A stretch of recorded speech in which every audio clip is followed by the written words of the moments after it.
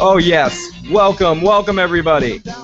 Welcome back to the post-episode recaps. Today, we're going to do something very special, something kind of different, as I'm reaching for the music to turn the goddamn music down. Turn that music down, damn it. Today, it is the day that we are starting our way down the King's Road. We're hyped up, we're excited. This weekend, Sunday night, April 6th, is the premiere episode of Game of Thrones Season 4. It's really exciting. I'm really excited for it. And we're going to be doing post-episode recaps. What this is going to be a little something different. If you're really familiar with Seasons 1, 2, and 3 of the Game of Thrones, I'm going to be honest with you. You might want to skip this video. This is for us as much as it's for you. We're catching ourselves up to what the hell's been happening in the last 3 seasons of Game of Thrones and judging our hype level for how excited we are for coming into Season 4 and the stuff we want to see and what we're excited for.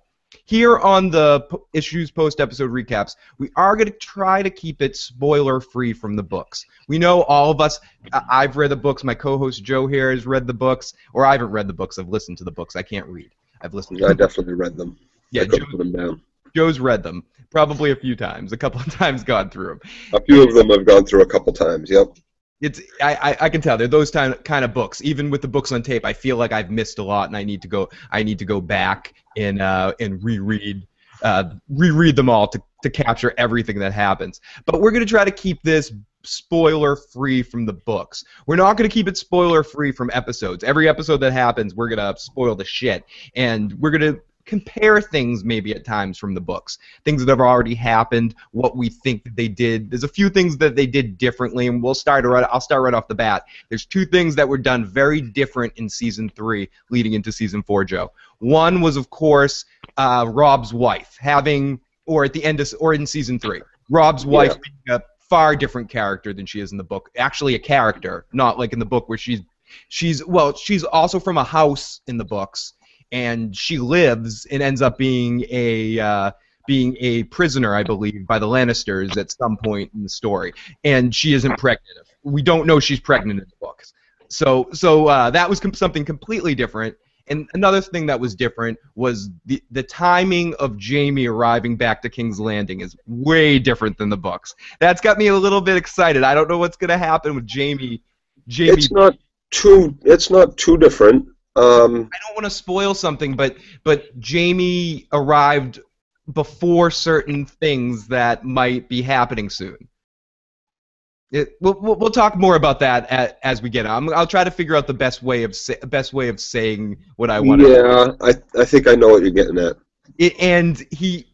But I guess he'll be in the healing aspect. The timing of when he showed back up to King's Landing way later in the book that they decided to cut in half, which is half of Season 3 and half of Season 4. So to me, it's just a slightly different timing that he might be there for an event that's going to happen later in the book that without spoiling anything, there's some shit that's going to go down, a little war, maybe a little battle at the castle or something's going to happen, and Jaime's going to actually be there. And I'm excited to see Jaime there in that situation. That's all I'll say. But we're going to go back, Joe. We're going to go back. We're going to go back in time to Season 1. We're going to get in the phone booth? Yeah, we're going to get into the phone booth, dial the code, beep, beep, beep, beep, beep, beep, beep, beep, beep. Westeros, Season 1. I was hoping for Socrates. No, we can't see Billy the Kid in Socrates quite yet. You notice that they didn't try to save any of those dudes' lives? They didn't try to get Socrates out of there before they force him to, kill himself and go in jail or whatever. They probably should have protected old Socrates there. Well, you got to protect history, too. I guess. There's a bigger lesson in there. Did they seem like bright enough dudes for that, though? No, but they had Rufus. They had Rufus as a guide. Yeah, that's the biggest thing. I don't want to get too off topic, but that's the biggest thing I'm a little afraid of in Bill and Ted's 3, if there actually is one, the lack of Rufus. Mm. So maybe who will play Rufus is the guy from Ned Stark. Ned Stark, when we start in Season 1, Ned Stark is our hero, Joe. We really care about it. Season 1 starts off very much, it seems like it's going to be a story about the Starks, right? It seems like it's going to be a nice, wholesome story that we've seen before. You know, something like Willow, not exactly like Willow, but, you know, like Willow, Lord of the Ringsy. It's going to be all happy. We're going to have our heroes. Where's our...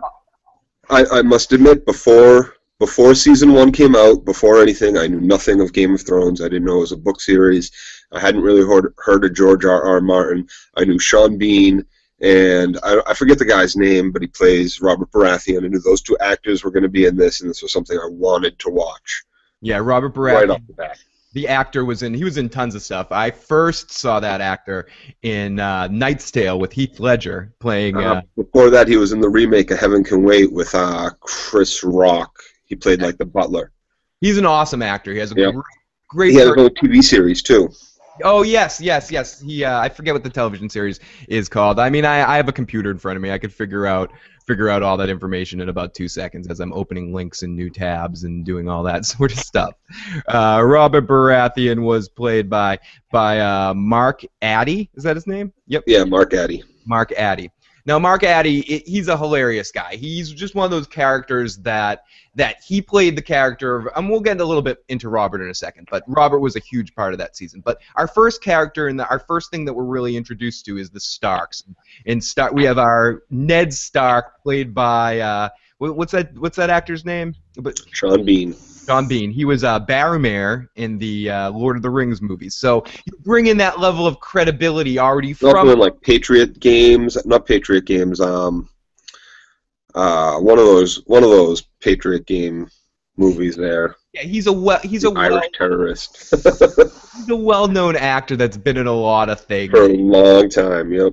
And he looks exactly like Boromir in the character. I mean, Ned Stark shows up, you think you're watching Boromir. I'm sorry, that's how I'm like, oh god, this is the ongoing adventure. If someone watched those movies, we're like, this guy didn't get enough to do. We need to bring him on and do more stuff. The Boromir story. Exactly. I'm thinking I'm watching a Boromir backstory. But Ned Stark has a huge family, and we're introduced by Ned Stark. And I'm not even reading stuff like this because I've seen this season. Huge family with a huge history, with a 10,000-year-old history with that family. Yeah, as we start to learn more about the lore of Westeros, we learn that there's things called the First Men, and people in the North have protected the world of Westeros for years and years from these things called the White Walkers, and the others. And the others, we're not doing Lost again, not the Lost Others. These are different others, and not the Walking Dead. They're White Walkers. It's completely different. I'm sure we'll slip up a couple times and call the White Walkers walkers without thinking, but it might happen. But we know the difference. And the North has always been. It seems like this world was probably, and I don't know a lot of the history. You probably can shed more light on this from the books. That the world was once all snow, and then the winters seasons last for years in this case. Sometimes a winter can last 15 years. Right, 10, 15 years, absolutely. So summers can last, 20 years also. Some people can live their whole lives without experiencing a winter. And I believe we're in the midst, towards the end of this, or towards the beginning of this series, we're in the midst of one of the longest summers in Westeros history. We're at the end of one of the longest summers, which of course, long summer means long winter. Right. And hard winter. And there seems to be a sense really right at the beginning through what's going on in the North that winter is coming. And in all these houses, kind of like the Harry Potter thing, that George R.R. Martin really allowed himself to take the best elements of all sci-fi and fantasy stuff and touches and really put touches of that in the Game of Thrones. And I think it's beautiful. And each one of the families are kind of not just families, they're houses. They're almost like Harry Potter groups. We have the Slytherin, the Lannisters. We have Hufflepuff over here. It's very feudal. It's extremely feudal. It's very Middle Ages. Middle Ages-y. It's very well done in that he gave each of these areas and each of these families long storied histories of how they ended up ruling and Sorry, I'm dealing with a dog. I have a dog that's getting into something she shouldn't. I'm almost gonna let you take over for a second well, I scold her. Well, yeah. So I never knew about the books when the series started, and as the series started, it became. I was instantly grabbed. Sean Bean's performance was amazing right off the bat. The way the series starts, scene one is very fantastical with the use of the other right at the beginning. It sets the tone for some fantastical stuff that's going to happen, and. Oh no, sorry, Joe, but I agree with you. It does set up for the fantastical stuff, but it's funny you went on that point because that kind of treads on the point I was about to make too. That it does that, but at the very beginning, especially in the show, I mean, I know right away you kind of see a White Walker in the guy that the story starts out with Ned having to execute a guy that left the Night Watch because he saw a White Walker and freaked the hell out. So you kind of know that it's real, but they do a good job, especially as you spread out from the north. You see, as you spread from the north, the belief in this magic and the belief in anything less than just normal middle-aged stuff, kind of like Joe was saying, is bullshit. You know, left right at the door. Right, exactly. That's magic stuff you told the kids. That it's not real. It's not like in the world of the Lord of the Rings where you have a wizard walking around doing like wizardry things. It's like most of the people that live in Westeros don't remember the magic things, and they think that the people that can do magic, it's trickery. You know, yeah, it's been years. It's been I'm not exactly sure, 100 or so years, 200 years since the last dragons. Mm-hmm. You know, nobody's seen any real magic on Westeros in a long time. It's all just stories at this point. So we start out seeing it immediately that there is something fantastical, and then immediately after that, right when Ed executes him, it's quite a while till we see anything. Yeah, absolutely. We don't see anything again till I believe we get into Jon Snow stuff when he finally gets to the Black Wall. Or I don't think we get anything else magical. Because the Dany stuff doesn't happen till much later. She doesn't get her dragons till the end of end of season 1, right? End of season 1, right? Okay, so we go from here, and Joe talked about it. Ned has to execute this guy, and he has all of his sons watch. This is kind of important in the sense that each house has their own traditions and things that are really important to them. House Stark is very honorable. Very honorable, you may say, to a fault, in the sense that Ned has no ability to lie or hold or have any deceit in the way he deals with things, right down to the point where he has no feeling. He can't deal at all, even in a subtle way, of someone deserting their post. So he kills the guy without even giving a crap about what they have to say, and he shows that if you need to execute somebody, I'm going to do it myself. I'm not going to have some underling do it. I think Theon came up and was like, "I'll do it, sir." And he's like, "No. If I'm casting this man to be executed, I'm going to do it myself." And that's kind of a very big thing later on when we get to Robb in his war in season 3. But that's a Stark thing.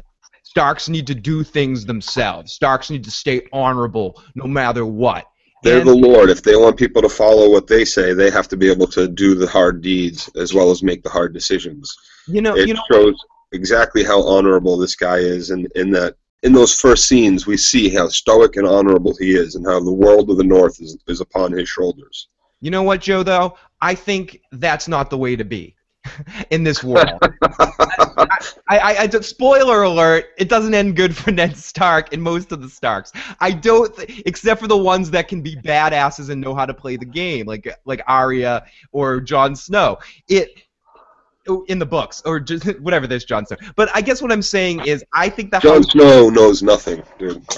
You know nothing, Joe Grant. You know nothing. But he does have a pretty cock. So, but I gotta say that I don't think the Lannisters have it right either, or Walda Frey. And yes, I'm gonna mess up and call him Walter. I'm gonna mess up and call Bowen Bruce a couple times because the names are weird. I'm stealing this from another podcast that said this, but it's true. It seems like George R. R. Martin took like simple names and had it like instead of calling him Ed Stark, it's Eggud Stark, or it's all these like weird weird touches to normal names. Yeah, his name is Eddard, and they call him Ned. Yeah, Ned. The worst one though is Walder Frey. Like it's the late Walder Frey. The late Walder Frey. I so want to keep calling him friggin' Walter. But I guess what I'm saying is I don't think the Lannisters necessarily get it either. I don't think being completely cutthroat is the best way to be. I mean, I think Tyrion obviously on the show gets it more than the rest of them, and Jaime eventually gets it. But Cersei and Tywin are completely cuckoo kanuku. I guess I just think that the Baratheons or the Tyrells get it more than anybody else do.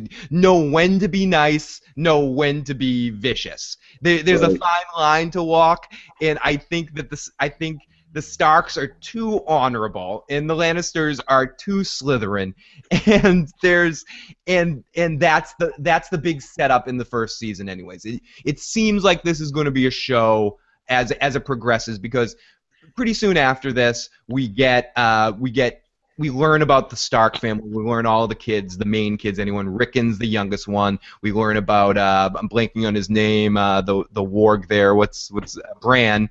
Yep. And we meet Robb Stark. We meet Sansa. We meet Sansa. We meet Arya. We get to know all of their personalities specifically. You've seen the show,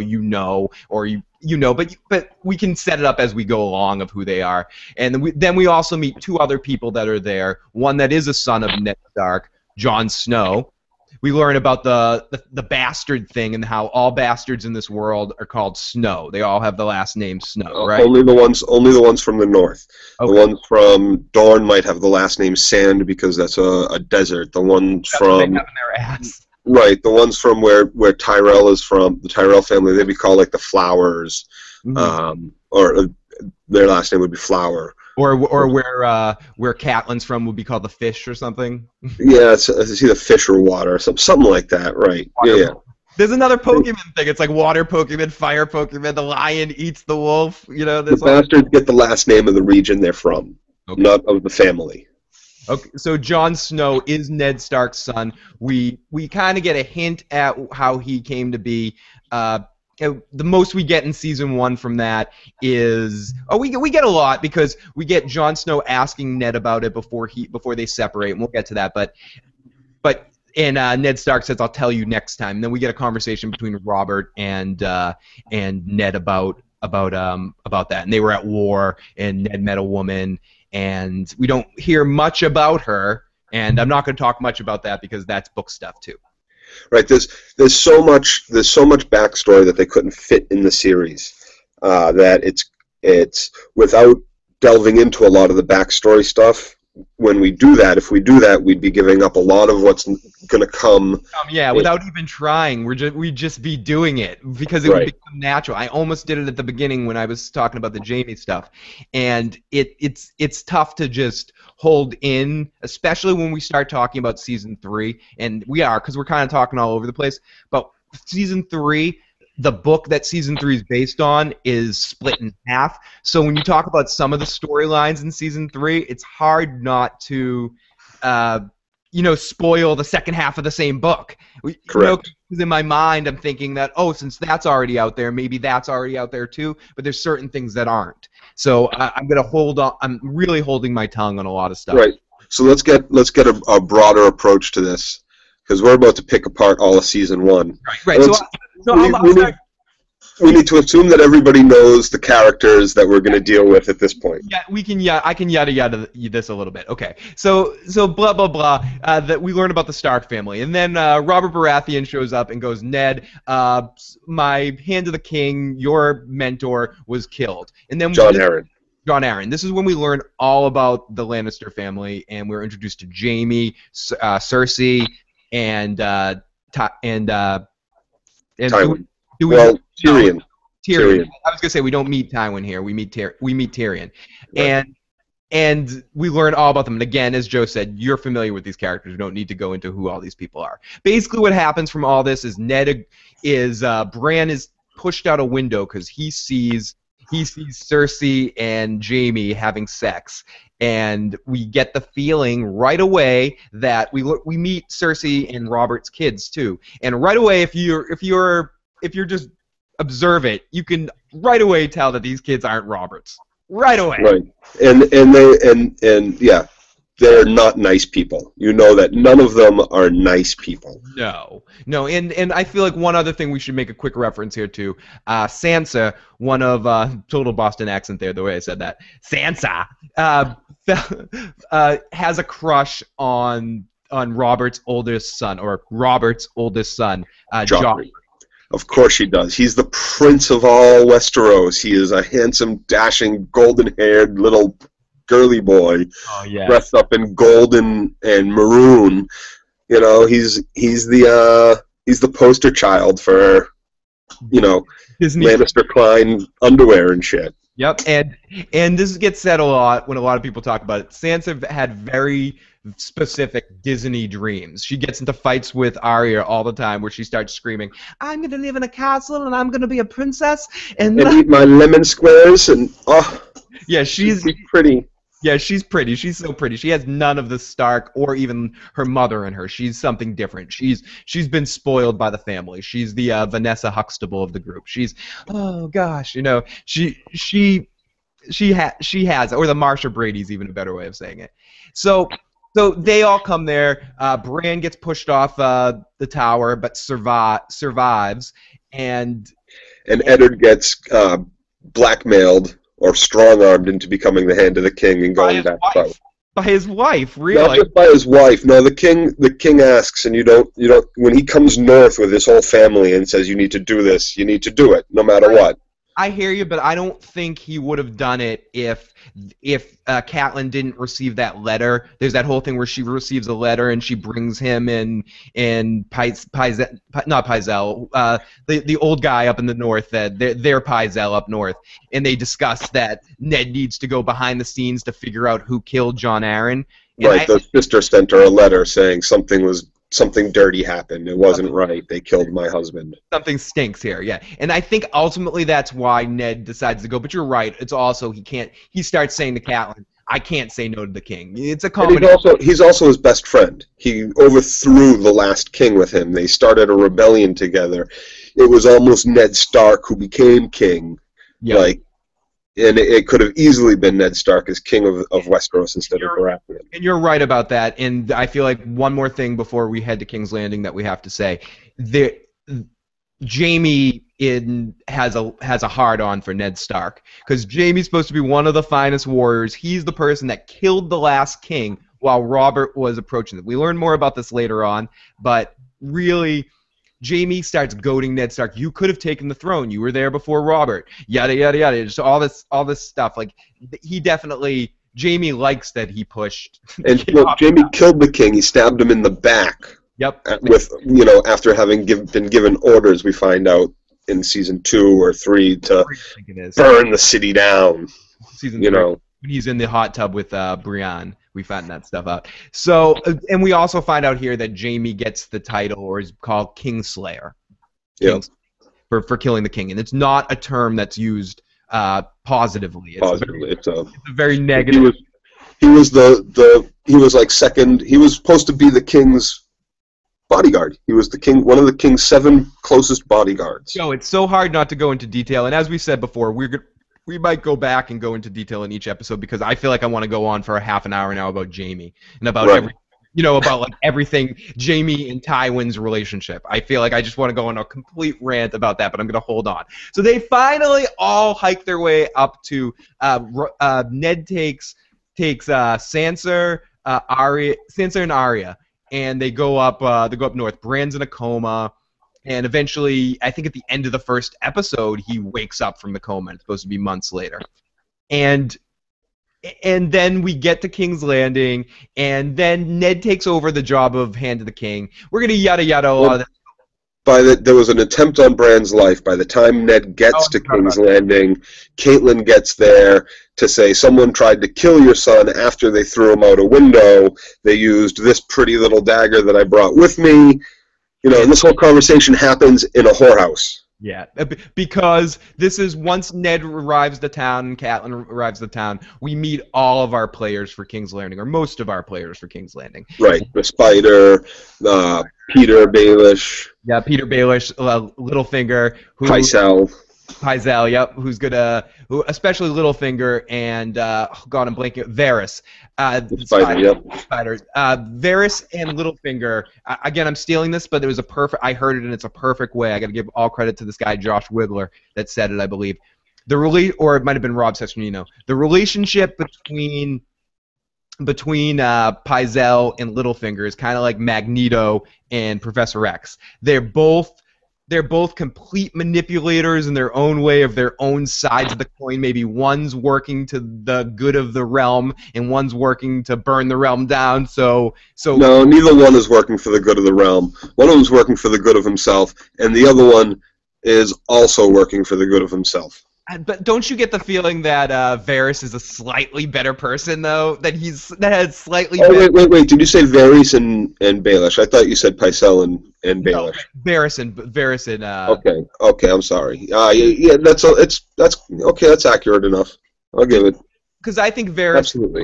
I don't think Varys is a good person necessarily. He does some evil shit, but I think ultimately he's working for what he feels from his own perspective is the good of the realm, but Littlefinger is working for the good of himself and doesn't give a crap about what happens to anything as long as he gets what he wants. But they still kind of step outside of a lot of times in the series, in the books, they step outside of their plots and kind of just talk to each other in the same way that Magneto and Professor X will sit down at a chess game and go, oh, this is what I was planning to do, Charles, you know, and oh, you were great to combat that. Yeah, there's some nice word duels that take place, a little quips about each other's personalities and plots and schemes. There's one line. Absolutely. There's one line from Roz later in the series. We didn't really talk about Roz, but I don't feel like we have to that much. But there's one line from Roz where she goes to Varys, "You must really hate Littlefinger," and Varys goes, "No, he quite amuses me. You know, I quite enjoy him," I think is what he says. And it's pretty interesting. We should bring up that she is almost solely a character for the TV show. Yeah, she is completely created from the TV show, and it's a hooker from the north that travels with Ned down or just ahead of, or just behind the royal caravan. Absolutely, which is filled with soldiers. You know, she might even take a boat down. I forget how they explain. But she definitely leaves. She gets the hell out of Dodge as soon as Ned and all the soldiers go with him down to King's Landing. Yes, and I guess the important thing to come from this is that she had sex with Theon, and Theon has a big thing. It's supposed to have one of the biggest cocks in the whole land. So that's going to become important later. You might be like, why am I talking about Theon's penis? If you haven't seen it, it's going to become important. Big sausage on that boy. I feel like we have to yada this a little bit here. Okay, so basically Ned gets to the bottom of the plot. We learn all of our players here, and Ned figures it all out ultimately. I think I forget exactly how he comes to the knowledge that Jaime's really the father. He starts digging into what killed Jon Arryn. Jon Arryn was investigating all of Robert Baratheon's bastard children with various whores and brothels and tavern wenches or whoever he had his fancy with. Ned's like, why are they looking for his bastards? Right. So he says, why am I looking for the bastards? Oh, and then he does some digging in the family history books. After he figures out that anybody in the Baratheon family, dating back till 10,000-year-old history of the Baratheon family, they all have black hair except Robert's kids, who are blonde, golden, blue-eyed boys, just like all of the Lannisters.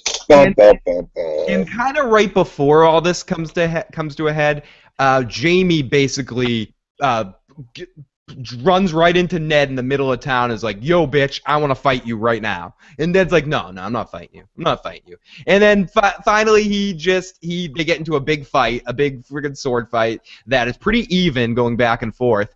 and one of Jaime's soldiers, one of his red shirts, stabs Ned in the shoulder, is it, or something, or in the back?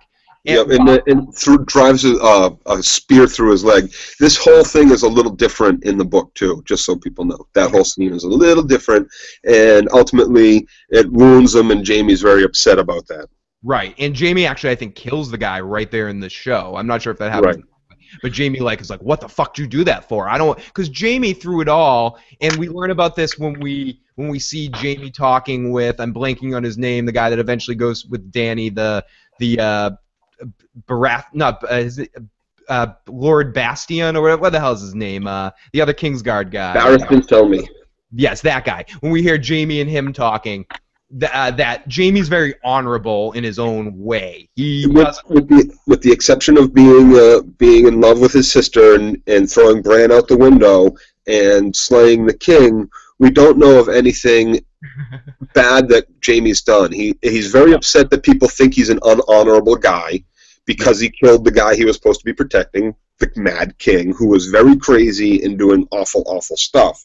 And for whatever it's worth, I'm not rationalizing incest, but the way that Jaime explains it at some point in time, it almost makes sense to him in his way. He's like, it absolutely does. He's in love with her. He's always been in love with her. It's his twin sister.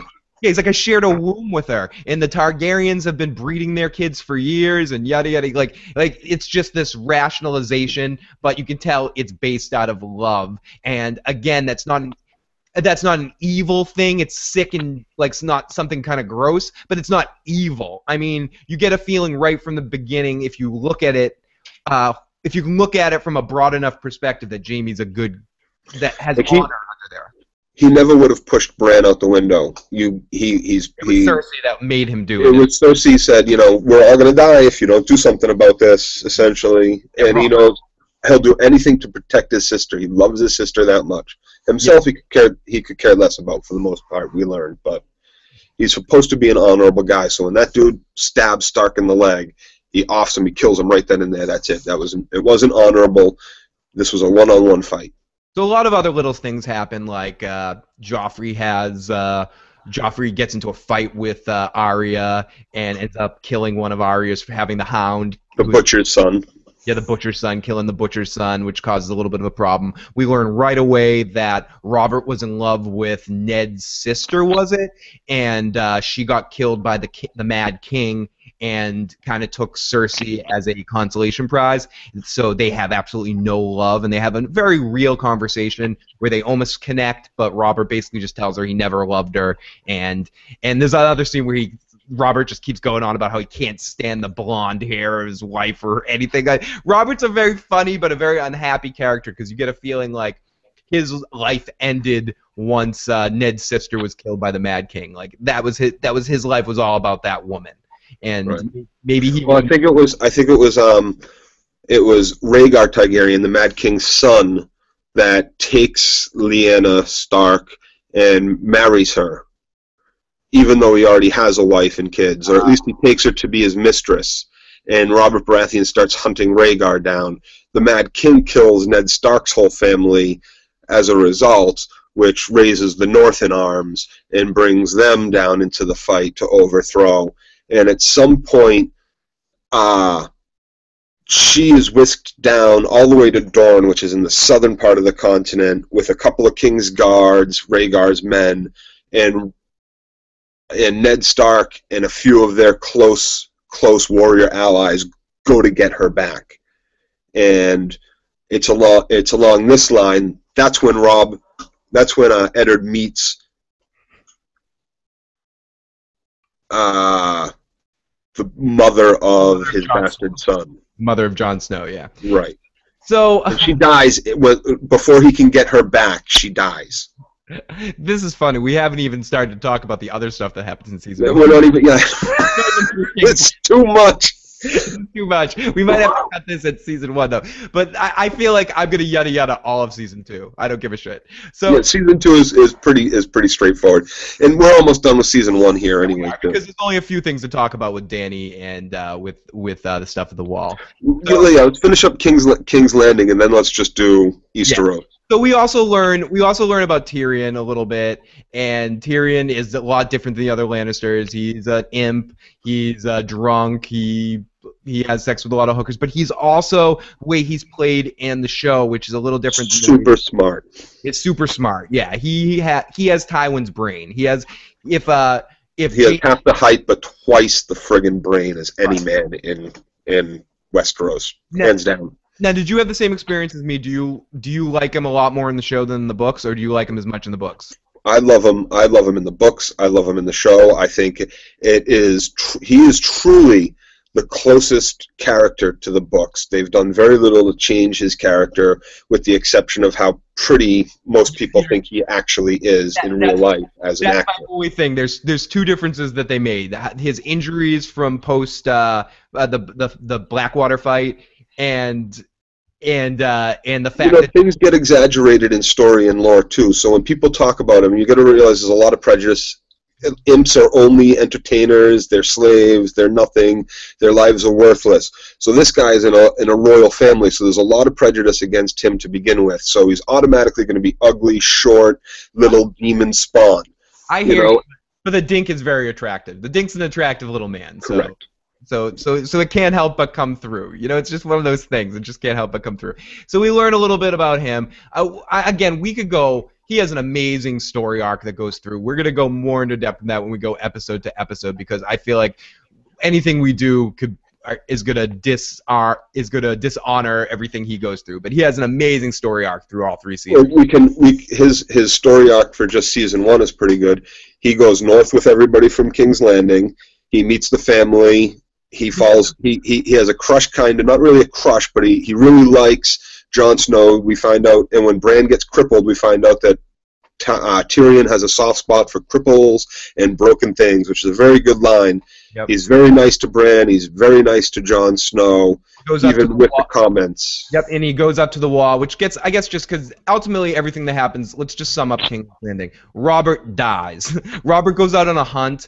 And gets killed by a pig. Very, very symbolic. Robert the pig, the one who needs to make the 8, the one who make the 7 rather, who is just this piggish king, gets killed by a boar, by a pig. Right around the same time that Ned, as we were saying, figures out everything about Cersei and Jaime, and it turns into the only time Ned gets to see Robert is at his deathbed, and this Robert makes him king, kind of. But that's one of those things that really kind of weirds me out, because it seems like Robert sends everyone else out of the room and then signs the whole thing. He probably should have had someone else be witness to that. Everybody should have been there for it. Nobody should have left the room for that. I don't get why Robert wanted everyone to leave the room for that. He should have, even on his deathbed, he should have been smarter than that to realize that Cersei wouldn't let that happen. Right. Ed's kind of foolish about it too. He doesn't. Where we get into our honorable stuff.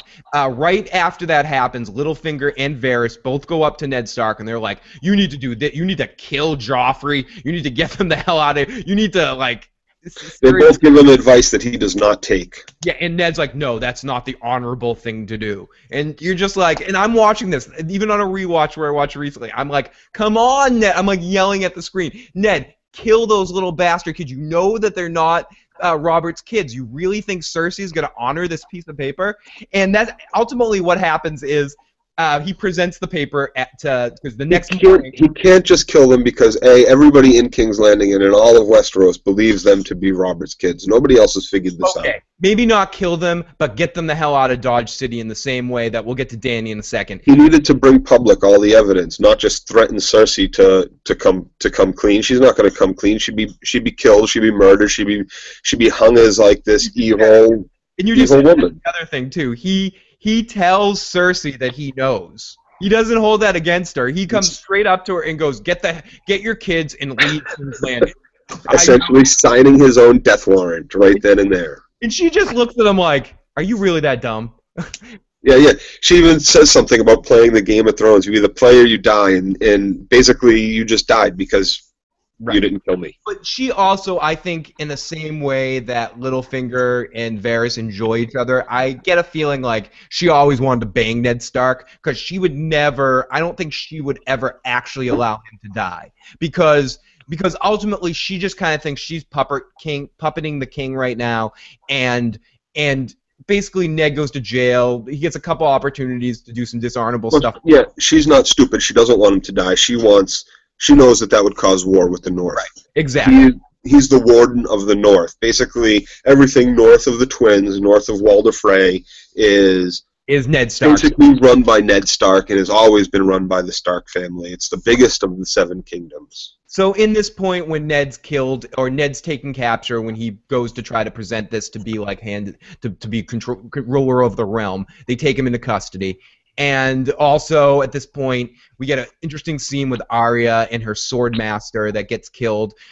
Why that guy never picked up one of the swords of the guys he killed? Tyrion Farrell. Yeah, and he's from a place that we haven't really heard much about, and we'll hear more about it later when we learn more about the Bank of Esteros. But he's from. The reason he doesn't pick up one of the other swords is he doesn't fight with those big bastard swords. He fights with a one-handed saber, and he's one of the best there is. He takes out these guys with a wooden sword.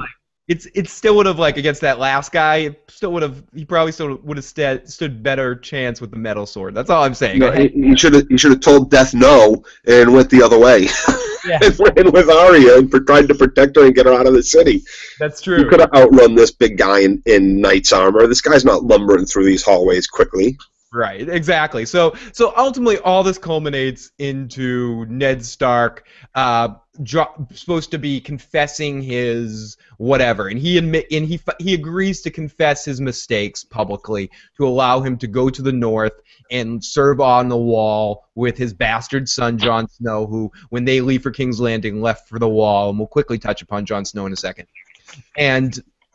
Right, so confess that you're a traitor and that you tried to overthrow the kingdom, and we'll let you live out your life as one of the people of the Black. Right. You'll take the Black, you'll go protect the North, you'll be in the North, you'll see your family, but you just won't ever be able to leave the Wall. That's all. So Ned Stark's like, I don't really want to do that, but finally he's talked into doing it because he'll at least be able to see his family sometimes, and it's close enough to Winterfell, he can still be close enough to his family. Right. And so he ultimately decides that that's the honorable thing to do, to be alive for his family. And he goes up there, confesses his sins, and he's about to be sentenced to go to the Black. And Joffrey, we get our first taste of Joffrey being Joffrey. And okay, wait a second. Let's talk about Daenerys now. Oh no, I want to talk about this first. I want to get this over with. No, hold on, because that sets up the last kind of scene. Oh, okay, I guess you're right. So let's catch Daenerys up, and we can do the whole ending all at once and move on to season 2. Okay. So first of all, I think we should do Jon Snow quickly. Jon Snow. Okay, Jon Snow, sure. Yeah, let me do Jon Snow real quickly. Jon Snow goes to the Wall, joins the Black. He's the only soldier that can do anything, so he starts to train all the other soldiers. He makes a relationship with Tyrion. They separate. Jon Snow starts to train everybody for the Black to be better soldiers. No. He meets an important character. Sam Tarly is an important character. Sam's an important. Okay, yeah, maybe he is. I don't. Sam Tarly is my second favorite character. He's an amazing guy. I think he's super nice. He's damn honorable. He's extremely smart. He helps Jon Snow out in a number of ways. He's the only person. He ends up being the only person, because this has already happened, that's killed a white or seen a white. Not a white, one of the others. Not even a white. Not even a white is the lower of the two bad. One of the leader guys. I hear you, and I think Sam's one of those examples. And we also, I forgot to mention, and when we were at King's Landing, we met two people. We met Robert's two brothers, Stannis and Renly. And Renly.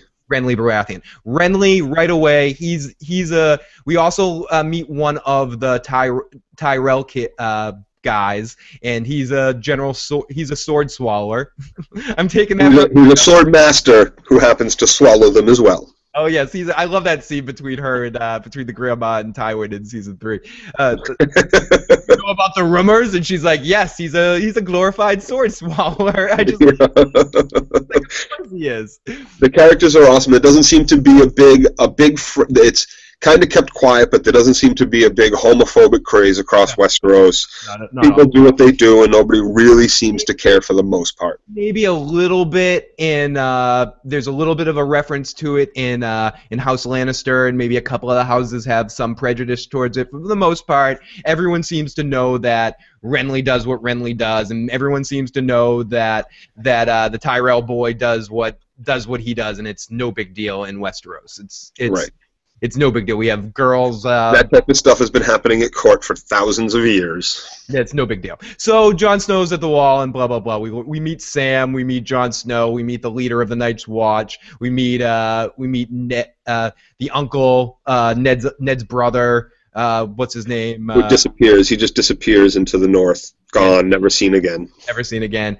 We meet a couple other people, but ultimately, that's all more of Tyrion's story when he's up there and everything Tyrion experiences. But we'll get way more into depth with that in some deeper episodes. So yes, we go over to Daenerys, and we see that the Mad King had 2 kids, and they were shuffled. And have we learned? I know who does this because I know books. Have we learned who helped get them out of King's Landing yet?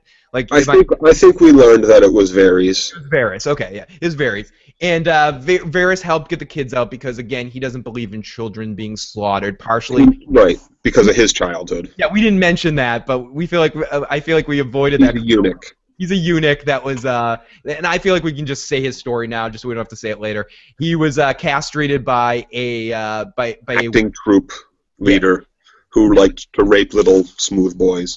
Right, and he cast it into a fire and heard a voice and a whole bunch of stuff, and this scary voice came from the fire, and that's an awesome scene in season 3 with him and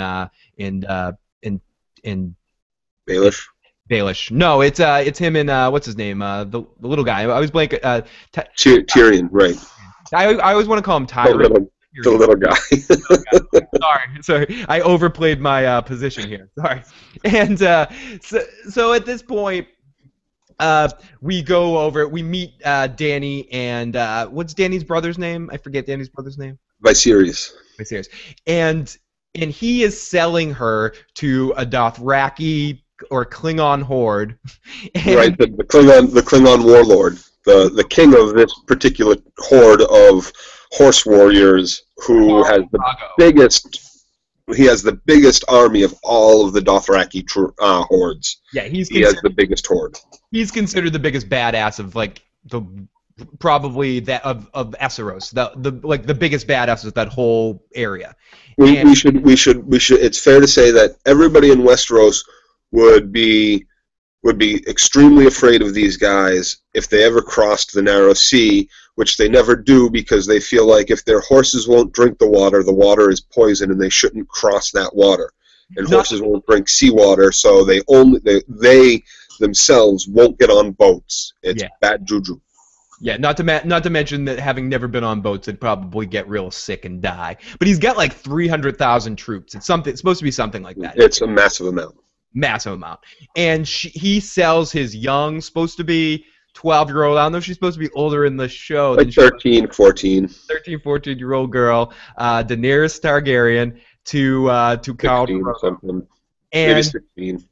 And she basically, if you're watching the show later, if you're starting in season 4 or season 3 and you're watching back, I highly recommend watching the first couple of seasons because if you have if you're one of those guys that wants to do horrible things to Khaleesi and she's your goddess and all that stuff, she's a lot more naked and raw in season 1 than she is in any of the other seasons. Once she became more popular, her naked moments became way less. She has some more good naked moments coming up, I'm sure. I'm sure they'll get back into that. There's some good sex with her in the upcoming books. Yes. No, spoiler alert, because you couldn't figure it out already. Her and Dario are gonna do it one day. Boy, that's Dario. Dario from the barrio. Oh. One spoiler from the book. Guess what? Daenerys and Dario are gonna do it. Do it. Sorry. Just do it. Do it. Hey, do it. So just do it.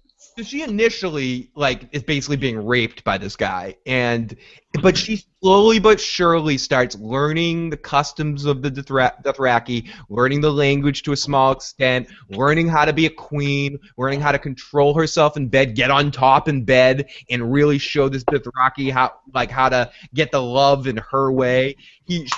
She really starts to become something else and develop into her own power, to becoming a Dothraki princess, a Khaleesi. And when she becomes a Khaleesi,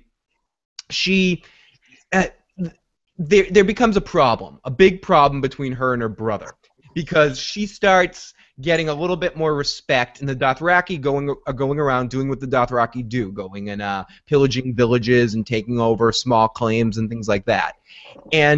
But her brother just keeps getting pissed off because he feels like he sold his sister, he got his part of the deal. He wants them to quit dicking around, getting supplies and stuff, quit dicking around, and let's get to the crossing to Westeros and let's get to boats. Let's do this. We got to get together. And he starts just completely disrespecting the Dothraki and disrespecting his sister, slaps her around a little bit in front of the Dothraki. The Dothraki turn around, they're like, screw this is our queen. And her personal queen's guard just pin him down and are ready to slice his neck off. And she stops it. She stops it. And have we met Jorah here yet? Jorah Binks, the knight? Yes, we have met Jorah.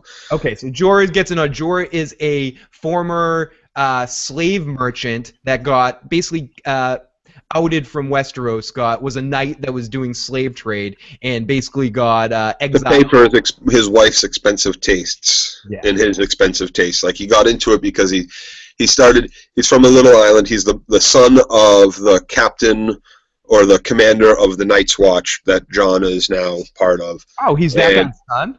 Yeah, he's that guy's son, and I don't feel like that was clear on the. I forgot that from the books, and I don't feel like that was clear in the show. It wasn't too clear. We get Jorah talking about it a little bit, and we get the father talks about it to Jon, and that's why he gives him the sword with the wolf. The Valyrian sword thing, or right. Interesting. So we go from here, and we also meet this guy who obviously has a big crush on Daenerys, but we also find out that he's a spy for Robert, and he is giving Robert's people a lot of intel. But when Robert sends an assassin, because we hear Robert talking about her at some point before he dies, and Robert sends an assassin to kill her. Right, he gets worried that she is going to rally the Dothraki and cross the Narrow Sea and come and overthrow him with the Dothraki horde. He actually has a conversation with Ned Stark about this, where he says that he's afraid of this girl, and Ned's like, she's a little girl, and Dothraki can't cross the sea. Shut up, Robert. But in Robert's defense, again, Robert was right. Robert was absolutely right in thinking of this person as a threat, as we're gonna find out soon. Right. And Daenerys, Jorah ends up. I'm gonna keep calling him Judge, but Jorah. Jorah Binks over here. He stops the assassin. He basically gives up on his being a rat. And is it too late for him giving up being a rat? But he gives up being a rat, and he tells Daenerys, or he foils the poisoning plot. Foils the plot. And I think it's later on. She also Joffrey tries to assassinate her later on, but with this bug. Kind of like Princess Amidala tries to get killed in the first in Star Wars episode 1 with the bounty hunter using a little poisonous bug or something like that. So she tries to get us out. There is some connection between Westeros and her a few times. So ultimately, this all leads up to the brother being really pissed off and being relegated to being a nobody. He finally pushes him. He says, I gave you my princess sister. You have a princess of Westeros in your bed. Where's mine? Give it to me now. And he wants it. He barges in after the wedding at some feast, at a coronation feast or something weird like that. She was pregnant. Was that when she was pregnant, maybe? Yep, she was already pregnant. She had already gotten the gifts, the petrified dragon eggs. She had already gotten the nice white horse or whatever it was for her to be able to ride alongside her Khal. Yep. His Khaleesi. And the brother basically starts screaming, you promised me a gold crown. And they just beat the shit out of him, and they boil all this gold, and they pour gold right over top of him. Yep. They smother, they give him a golden crown. They crown him. They crown him. And molten gold, he drops dead right there. And the only person left in Daenerys' family, the only person she knows, basically grew up with, her older brother, not her twin, her older brother, is dead. She's got no ties now left to Westeros, and she's just the queen of the Khaleesi. Yeah, the Khaleesi. Yep, and that's it.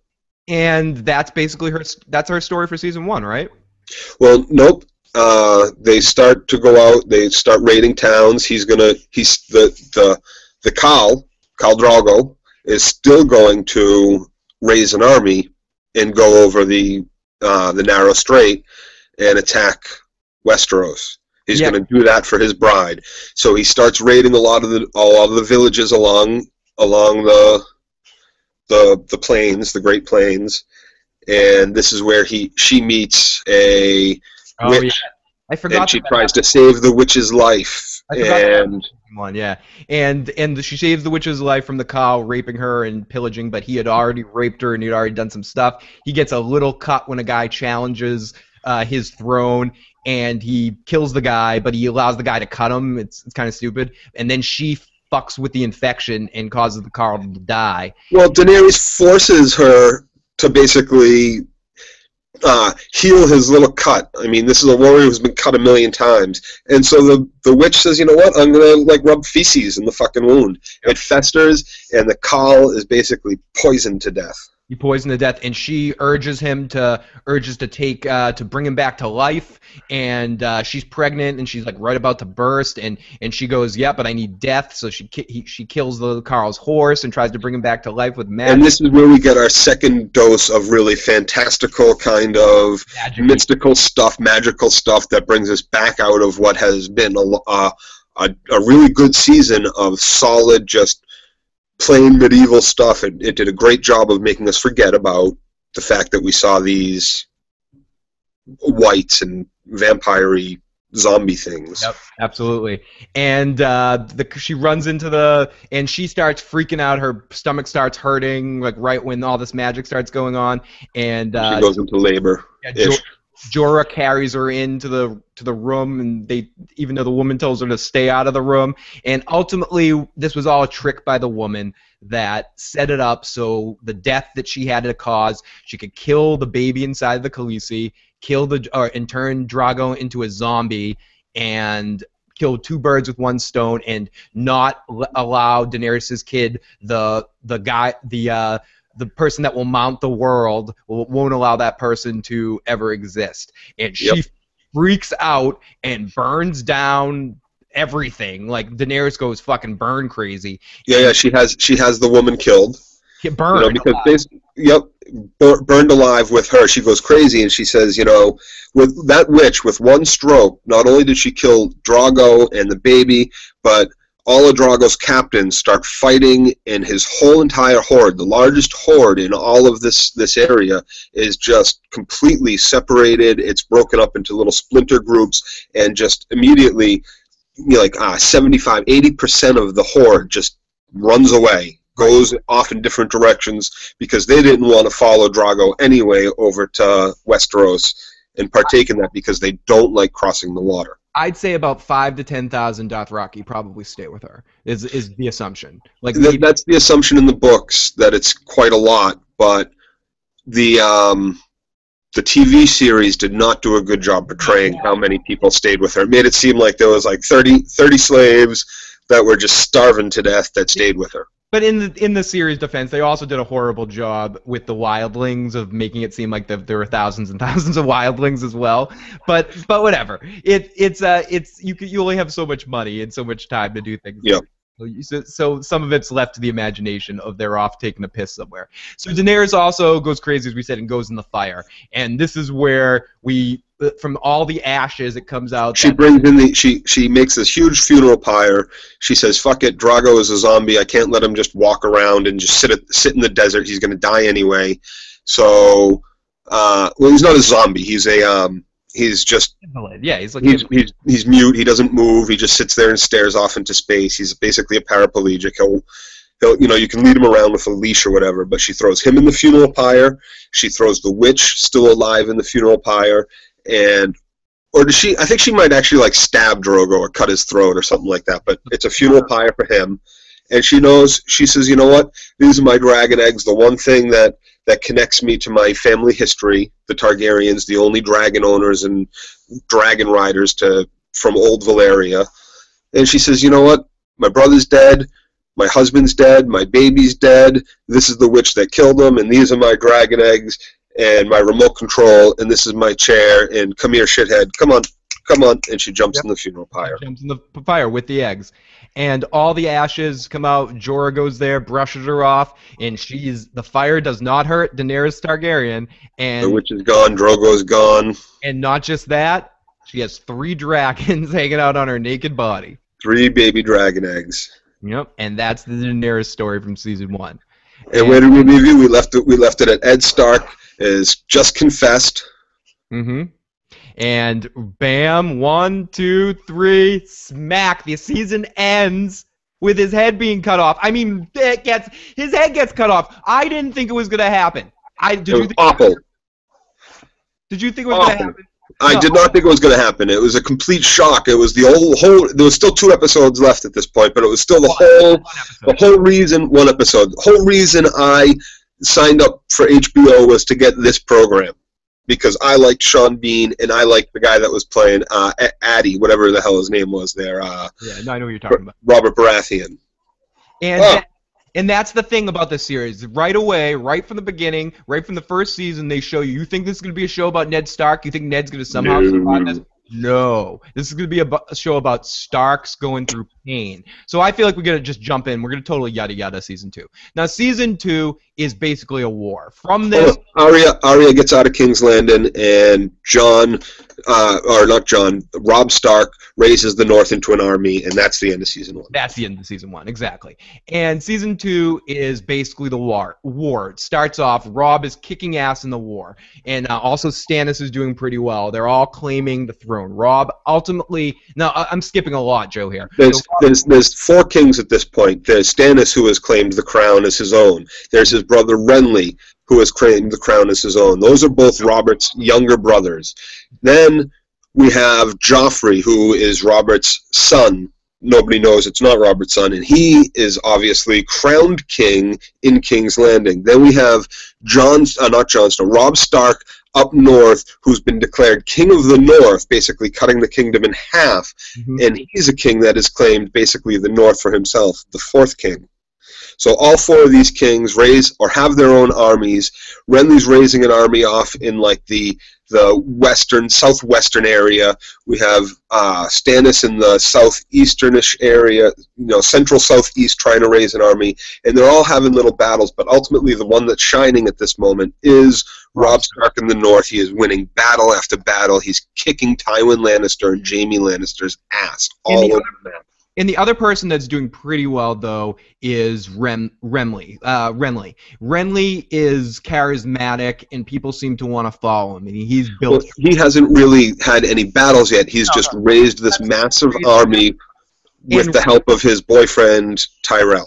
Yes, and he's really tried to goat Stannis into just joining him, because Stannis is a known warrior, and if they could combine, he could just get behind Renly, not in that way, but in a friendly way, get behind him in the team, they would be good. But they have a real big problem, because Stannis is like, I'm your older brother, you're going to deal with me, and they have a conflict that's building. And that's when it really kind of shit hits the fan, because Stannis is also kind of using the Red Queen as a crush. New character introduced to us. Yes, and we learn about the Red Queen and her kind of magic. This gets said a lot, but when you get to see the kind of things that the Red Queen does, you start to realize in the Lord of Light can handle, you start to think that maybe the Lord of the Light's the right ruler because you actually get to see shit happen. And ultimately what happens through all that is she uses the magic of King's blood. I believe she uses, I forget who she kills, but... I gotta say, we forgot about a whole important part of season 1. What's that? Nope. Sorry, this is the season 2 story arc. Never mind. Okay, so with Stannis, it's confusing, and again I remember that we're gonna go back and go in depth. So I really just want to do like especially with season 2 a quick summary. So basically, Stannis overcomes Renly, kills Renly, takes his forces and amasses a huge force, a huge army. Uses the red witch to birth a. See, this is another point where it deviates from the book. I gotta say, Stannis is the type of king or the type of person that is honorable to a fault in the books. Never would he cheat on his wife. In the series, it takes a different corner, and he does have sex, which is only rumored in the books, with the Red Priestess, which births a shadow demon spawn. Right, and let's be honest about Stannis. You hinted at it there. Stannis, more than any other character, is someone that's very different from the book to the show. They in the way that the actor plays them. And that he's written. He's written slightly different too. Like there's the whole sleeping with the Red Queen. There's the whole with the Red Priestess, and there's a couple other things too that make him quite different. I think it's just part of it's just the way the actor plays it. He plays it more slimy and squirmy, and Stannis comes off very, as you said, very honorable and very like you almost get behind Stannis in the book. It's hard for me to get behind this guy at all on the show. Yeah. So also in the midst of this whole war, Theon gets sent to back to his home to talk to his dad, Baron Greyjoy, and try to get their help in the war. He goes back and basically just gets guilted by his father into joining up with his cause to try to take over the North. And well, not really. He's to mess with the North. To mess with the North, and at this point too, we see Theon in his quest to stick his penis in every single girl he ever sees. He tries to do his sister. And his sister really plays with him a little bit more in the book, like really like grabs at his penis just as much as she's grabbing at him.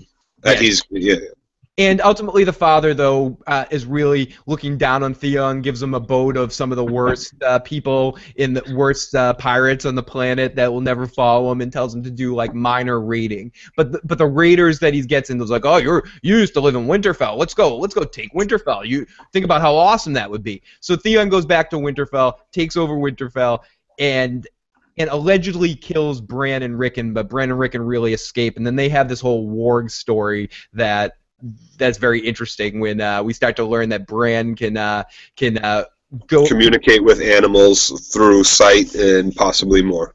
Yes, we also meet one of my favorite characters, genuine Pokemon in the making, can only say his own name, Hodor, definitely.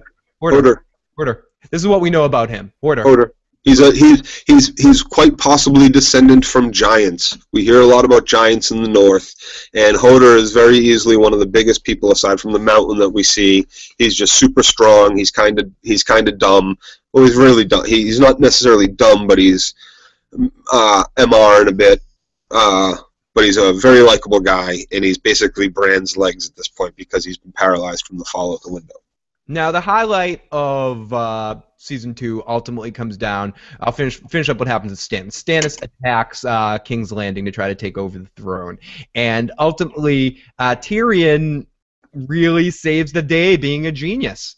Tyrion he erects this big gate, this big chain across the harbor, trapping all the boats, and then he uses this fantastical kind of hellfire green burning, I forget the name of the stuff, but he burns down the whole fleet as they're about to land. Yeah, and Stannis and the Red Queen kind of ran away from him, and this again, it wasn't a part of the battle because she didn't have any King's blood left, and so she just kind of left town. Well, he left her. She wanted to go with him in battle. She wanted to go with Stannis in battle, and his Onion Knight, who becomes his hand, says, "No, you can't. Don't bring her into battle. You know, you don't want people to say that it was her that won this battle. You want people to say that it was you that won this battle, not some strange red priestess that has been leading you around by the balls this whole time." And on the Stark issue, Stark ends up capturing Jaime Lannister. Jaime Lannister becomes one of his prisoners in season 2, I believe, and yeah, that becomes very interesting. And Jaime's just goading people, and that's a big win. And Robb just keeps winning and winning and winning. And he escapes at one point, and he's brought back. He's he's brought back to he escapes, and then he's brought back, and then Catelyn Stark sets him free. Now, for an exchange for her 2 little girls that are supposed to be still stuck in King's Landing, Arya and Sansa. I feel like we can quickly kind of go through Daenerys in season 2. Not a lot of stuff happens with Daenerys in season 2. No, she takes her horde very far out west. She just travels and travels and travels and travels and travels and travels and travels, and ends up this was a little strange. Even in the books, this was just kind of like, really? She passed by like 10 cities in her wander through the desert, and she is so far from the Narrow Sea and King's Landing by the time she ends up with an army at a city that it's a little bit weird. It's almost like she walks through a time portal, and ends up on the other side of this massive continent. It's kind of strange. It should have taken her years to walk there. I love the summary. This is the first time I've actually looked at the wiki I've had open to talk about this. We've done this all from just memory. It says, to the east, Daenerys Targaryen has hatched 3 dragons into the world. Eventually they will grow into terrifying monsters capable of destroying cities at her command. But for now, they're still hatchlings and vulnerable. So Daenerys goes with her small band of followers, and they must find a way across the forbidden wasteland and find new allies to support their claim for the Iron Throne. That's perfect. That's all that happens with Daenerys all season, basically. Basically, until she finally gets to that, it's like Marine or Karth or something like Karth, and she hooks up. She defeats the warlocks of Karth and the slave traders of Karth, and she basically we'll get into that more in depth. Raises a little bit of a fortune. Nothing really happens. Like everything, there's a lot more that happens in season 3 with Daenerys, and we'll get to that. And we were in Jon Snow in the Great White North. The bear, the commander, the bear takes all of the black up north in pursuit of the wildlings that he has been hearing rumors are amassing a massive army. Absolutely, yeah, and that's what happens. And I think ultimately that we touched upon pretty much everything that happens in season 2. I mean, and it ends off, I believe, at the end. Does Robb meet his wife at the end of season 2, or do we? No, Robb meets his wife in season 2. Okay, so we do feel like we have to say one thing that happens at the end of season 2. See, Robb makes a deal with Frey at the Twins to marry one of his daughters, and to gain his support so they can gain an advantage in war. And that becomes a big plot point, but you don't necessarily know why. We also skipped over another storyline with Tyrion a while ago, where Catelyn thinks that Tyrion is the person that the assassin that came to stab Bran, and ends up bringing him up to meet her sister, where her sister's batshit crazy, and we meet Bran. Is that his name, or what's his Bran? His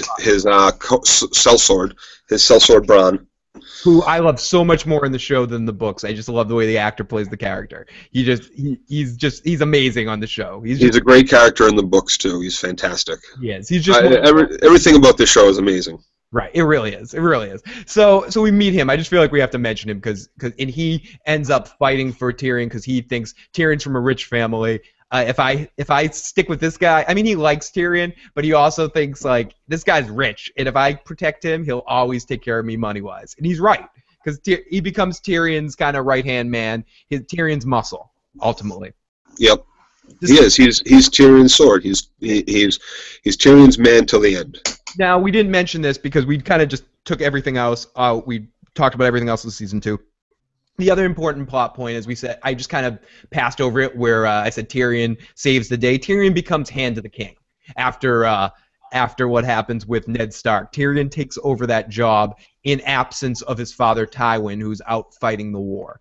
And Tyrion goes to a point of trying to really organize it all. He's not Ned Stark. He's not afraid to lie. He's not afraid to do a lot of interesting things, and even call the king out, slap the king across the face, do a lot of very interesting things that are very funny in season 2 and create a lot of... He feels like he can get away with quite a lot more than anyone else could because he's an imp.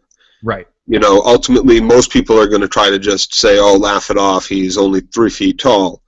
But Joffrey's a different kind of a person. Joffrey's a snivel and snide little bitch boy who doesn't want to be humiliated by this imp. I also feel like quickly we need to touch on one last thing about season 2. There's a scene with Joffrey and Sansa. Joffrey just goes out of his way to torture Sansa for most of season 2. He brings her outside and makes her stare at the heads of her families through spikes. He's gets sexual... The tarred heads that are on spikes on the castle gates. Yep, and also Tyrion thinks that maybe Joffrey just needs to calm down and have some hooker love. You know, maybe that's what he needs. And he sends two hookers to him, 2 high-priced hookers over to him to give him a little bit of lovin'. One of them being Roz, I believe. And basically Joffrey is into a little bit more than S&M. Joffrey likes it dirty, and Joffrey likes... He makes one hooker beat up the other hooker while he watches. And we don't even know... I don't even think he touches himself. I just think he watches the whole time. He probably just came in his pants while he's watching it all. And probably right about that. I feel like we just need to get out there. There's a lot of establishing sick fuckness that is Joffrey Baratheon.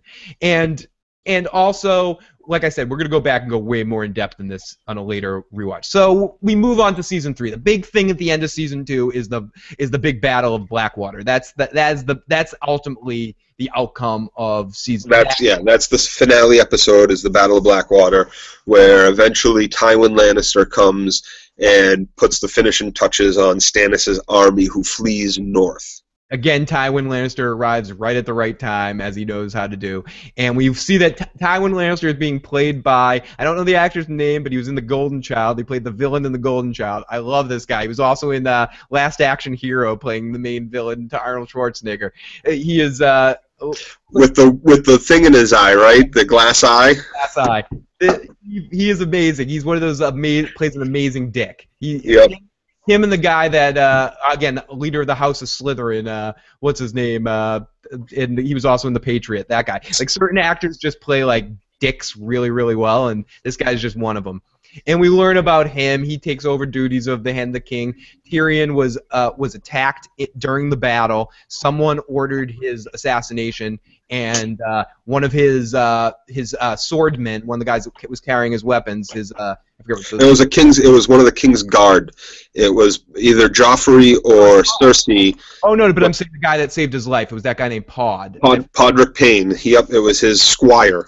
His squire. His squire ended up saving his life, and so he gets knocked out there and dragged off. He almost drowns too. Podrick he gets his face like cleaved, and his nose is supposed to be like cut off.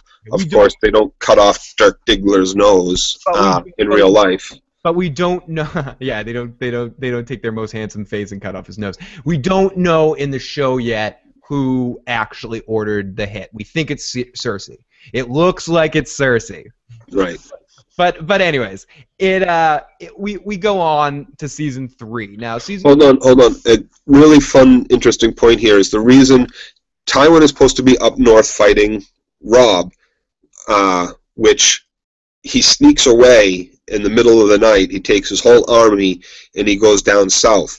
The reason he does this is Renly's right-hand man, his boyfriend, Tyrell, takes all of his part of the army that was for Renly, all of his father's men and all that, and they go up north and they talk Tywin Lannister with Peter Baelish into going and helping out King's Landing, that it's about to fall, that Stannis is about to take it over. When they do this, Tyrell puts on Renly's armor and rides into battle, and everybody sees Renly's ghost. Everybody believes it to be Renly's ghost riding into battle to save King's Landing. And to beat back his brother Stannis and restore the kingdom to Tywin's family, to the other half of basically the Baratheon family. Yep. To the kid. And ultimately, this perfect leading into season 3, because then Joffrey thinks he has full control over the largest army in Westeros. He declares victory, and leading into season 3, it's like Joffrey's like, I can't be stopped. I'm so badass right now. I have the biggest army in the world. I'm kick-ass, and we see Joffrey in full ridiculous Joffrey mode, killing people just for joy, forcing that guy to drink so much when he shows up at the conference drunk. You see full. Well, we have the other big season 2 finale up north with Jon Snow. Oh, with the They're at the fists of the first men. They've dug in camp. They're hundreds of miles from the wall on a ranging expedition, and they know that they have just north of them by 100 miles. Jon Snow has gone on an expedition with a guy named Corran Halfhand, and they are off to go see what's on the other side of this little mountain range, and that's where they see the million-man army of wildlings, and they also see giants. We don't see them yet, but in the book, yeah. In the book, Jon Snow sees giants, and off in the distance, he's not right up next to them, and they run into this little party, and he gets separated from this little wildling party, and he gets separated from the rest of the Black Watch army, who is back at the fists of the Northmen, about to be, preparing kind of for the wildlings to arrive, but instead of the wildlings arriving, they get attacked from the backside. And this is where Sam Tarly becomes a hero. He's found a cache of, in the books, he becomes a real hero in this spot. This is where they wrote him different. He has one simple order to get these birds off, and he does that. He not only gets the birds off, he had found this cache of weapons that help them. He makes it out alive. All these thousands of people get, Black Watch people get killed and overrun, which we don't see. That's how the season ends, with that White Watch on the horse looking down at Sam Tarly hiding. He was not hiding. He had a heroic moment that they kind of took away from him there. They made him like Bumbly Sam from the cartoon in the Lord of the Rings cartoon. Like, oh, but he was bumbly too. He was very bumbly. He very much like he's portrayed in season 1. A big pussy boy, pansy boy who can't wield a weapon and all that. That's just a big bookworm. Is very true. But he also stumbles into some great moments. When he ends up in season 3, eventually killing that white, he stumbles into it. Like, he's very stumbly, but he's also a big hero. And this was a moment that he shined in the books that they took away from him in the TV series, which I was a little disappointed about. Ooh, whoa! I can't. I've been like, we just made it through 2 seasons of Game of Thrones, and now I'm like overwhelmed leading into season 3 here. So now as we start season 3. What's going on here? What's going on? We have. This is weird. It's so weird talking about this because I feel like we've already touched upon a lot of the things that happened in season 3 as we've like. Whoa! What the hell was that sound? I'm not sure. My phone did something. Oh, you must have had a phone call or something like that. I think an email came in or something. That was weird. It was like the whole world was vibrating for a second. As the White Walkers are coming, and ultimately, doesn't season 2 end on seeing all the White Walkers too? Season 2 ends with the massive army of White Walkers passing by Sam Tarly. Right, exactly. A massive army of White Walkers. And he's kind of hiding behind a rock sticking out of the snow, and one of them stops their horses and kind of looks down at him, and that's our last scene for season 2. Right. And season 3 opens up. I believe season 3 opens up. We start to learn about where all our players are. Oh wait. Okay. Yep. Never mind. No, we learn where all our players are. Who should we start off with in season 3? Let's. You want to talk Daenerys first? Daenerys has a long. Her story gets a lot more interesting. Let's go through Bran first, because Bran is pretty quick and easy. Okay. And then we can do Theon too, because Theon's directly related to Bran's story there, kind of. Okay, so Bran basically is alive. We find out that Bran and Rickon did escape, and they're off with, and they meet up with this other group of people. This The boy. Krennic men, the frog men. Yeah, the They're frog.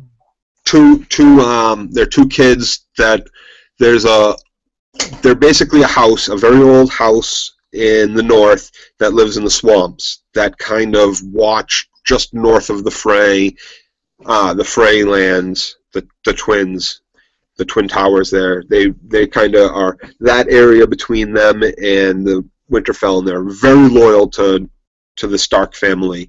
And Bran kind of knows these two kids from stories and from his father's stories, and they've met a few times and stuff like that. So when they run into them, they're familiar faces. But the wildling girl that we met in season 1 that tried to take Bran's life, that ends up living in Winterfell and is now on the run with them, has a little bit of an attitude towards these two, brother and sister. Especially the sister, because they're battling for who can skin a rabbit better. You know, they're having arguments about that.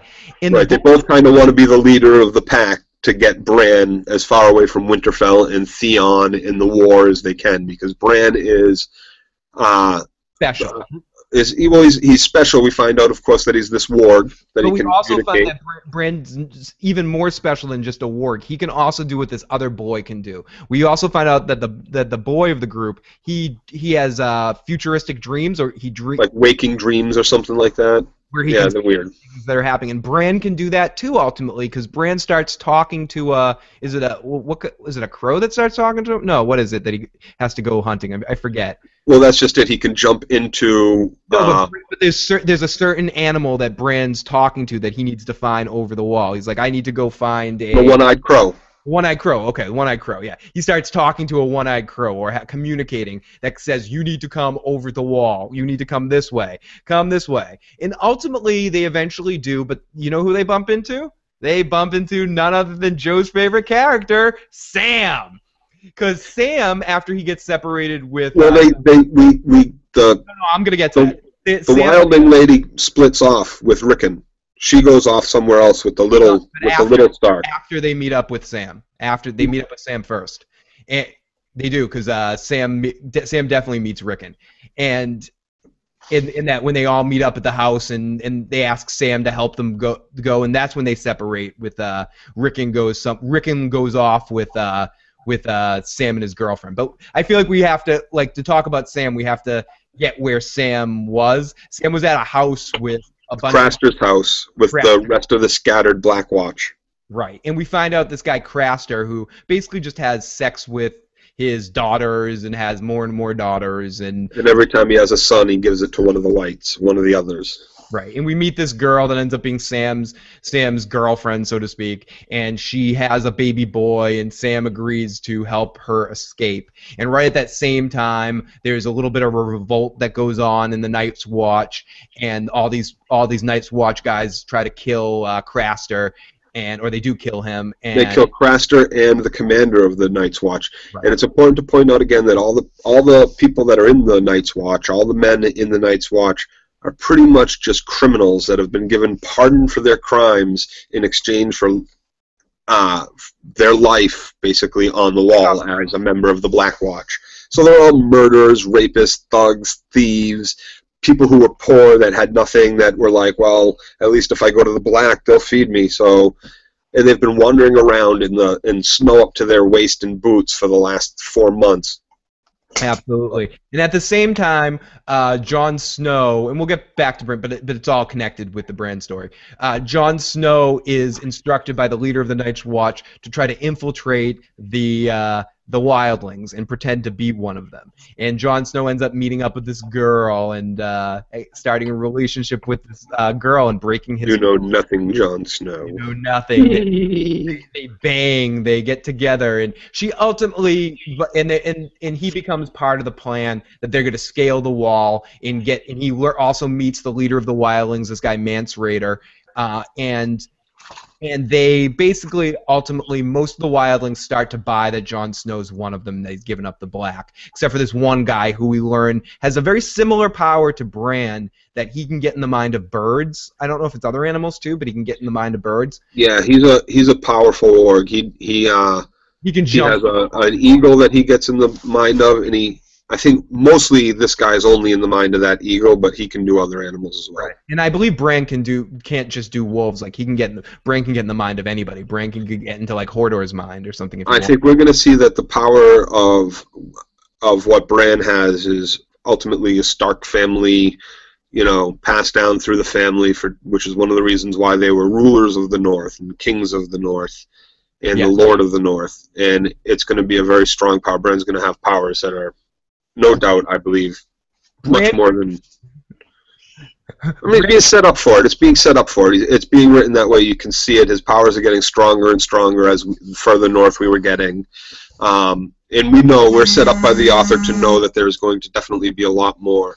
With Bran, yeah. And it makes me think, could Bran, I'm stealing this again, but this was a good question I heard in another podcast. Could Bran get into the mind of a human female and go have sex with himself?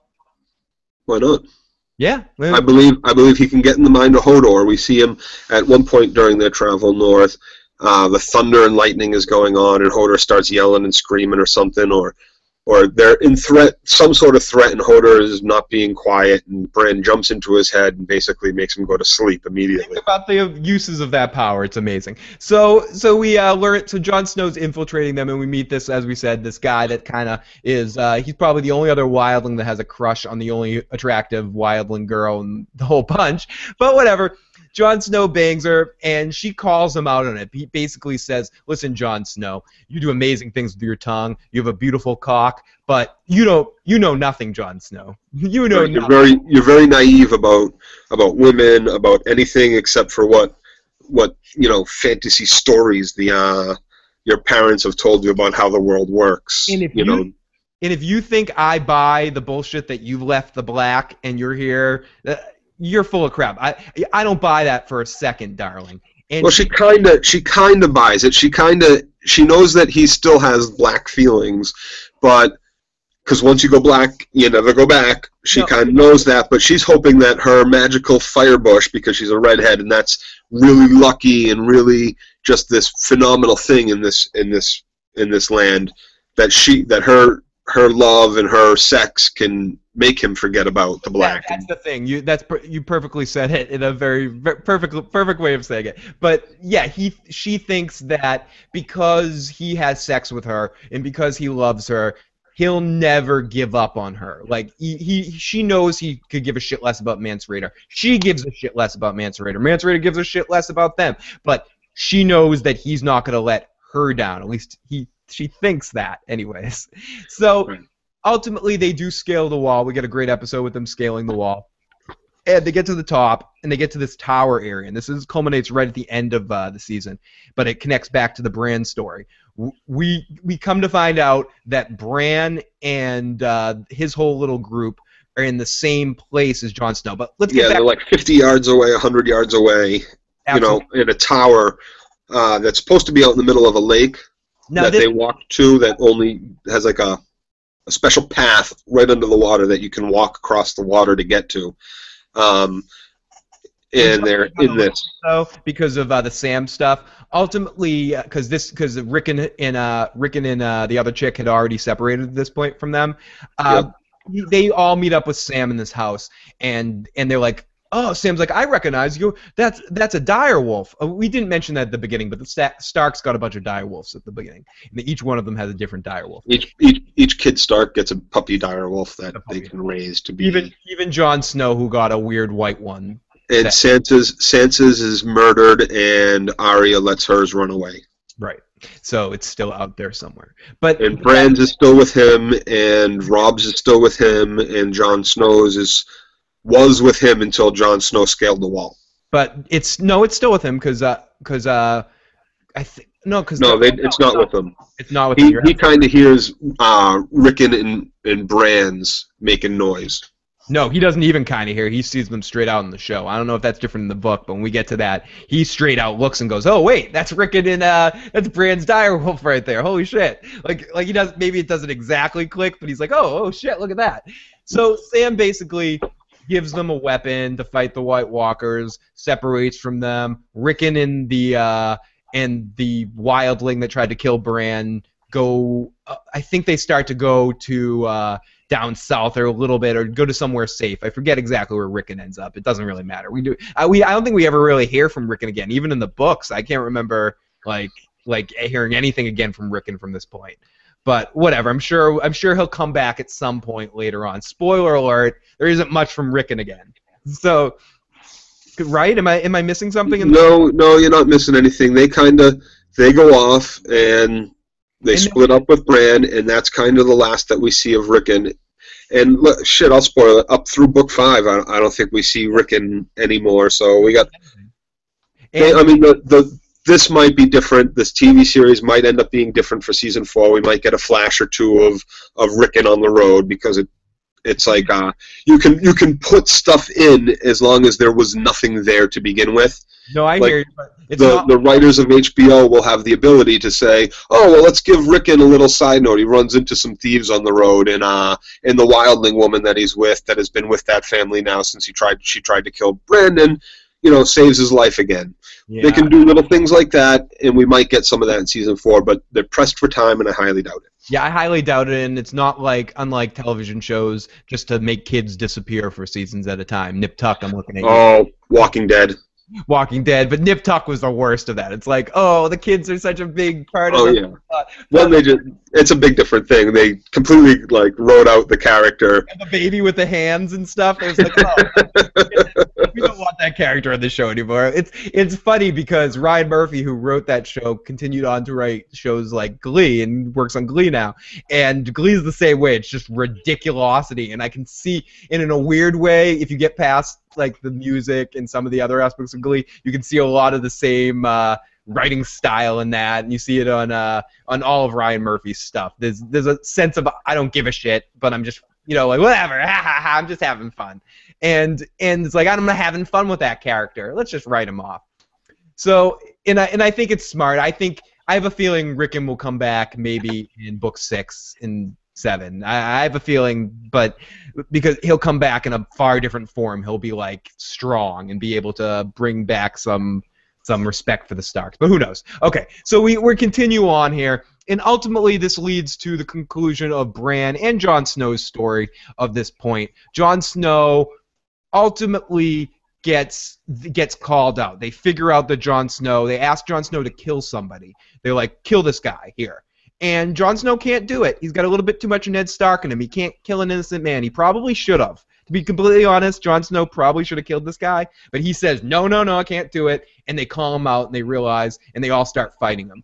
But he's got a bigger thing to worry about. It's actually a good time. Why not? He's far enough away from. If he can make it away from these people, he can get north and warn them of the plot of what's coming. I hear you. It was a pretty decent time. You're right. Because for some reason too, after they climb over the wall, they walk south for a couple of days. It ends up being quite a bit south from the wall and circle back up north to Castle Black. It's very strange. It's to give time for the massive horde army that's coming to get down to the wall. So ultimately, he gets into a fight with all the guys. Mance Rayder grabs the redhead chick and tells her that, you know what he is now. You know what he is now. Leave him alone. Leave him alone. But Jon Snow's about to get his ass kicked, but he's fighting a lot. We know Jon Snow's probably one of the best fighters. That's not Mance Rayder. That's over the wall. That's Okay, I know what you're talking about. I'm sorry. Yeah, it's the war guy, or not the war guy. The bone shirt. Yeah, Rattle Bones or whatever his name is. So Rattle Shirt. At this point, Jon Snow's fighting, and we know Jon Snow's probably one of the best fighters in the realm right now. He's a good fighter. So he's and that's been established throughout time. He's trained by Ned Stark. He's got a little extra something special that you can't quite put your finger on, but he's got a lot of talents. They tried to train him at the wall, and he was definitely better than anyone they had to train him, because he had been learning from Ned Stark and the battle commander of Winterfell his whole life.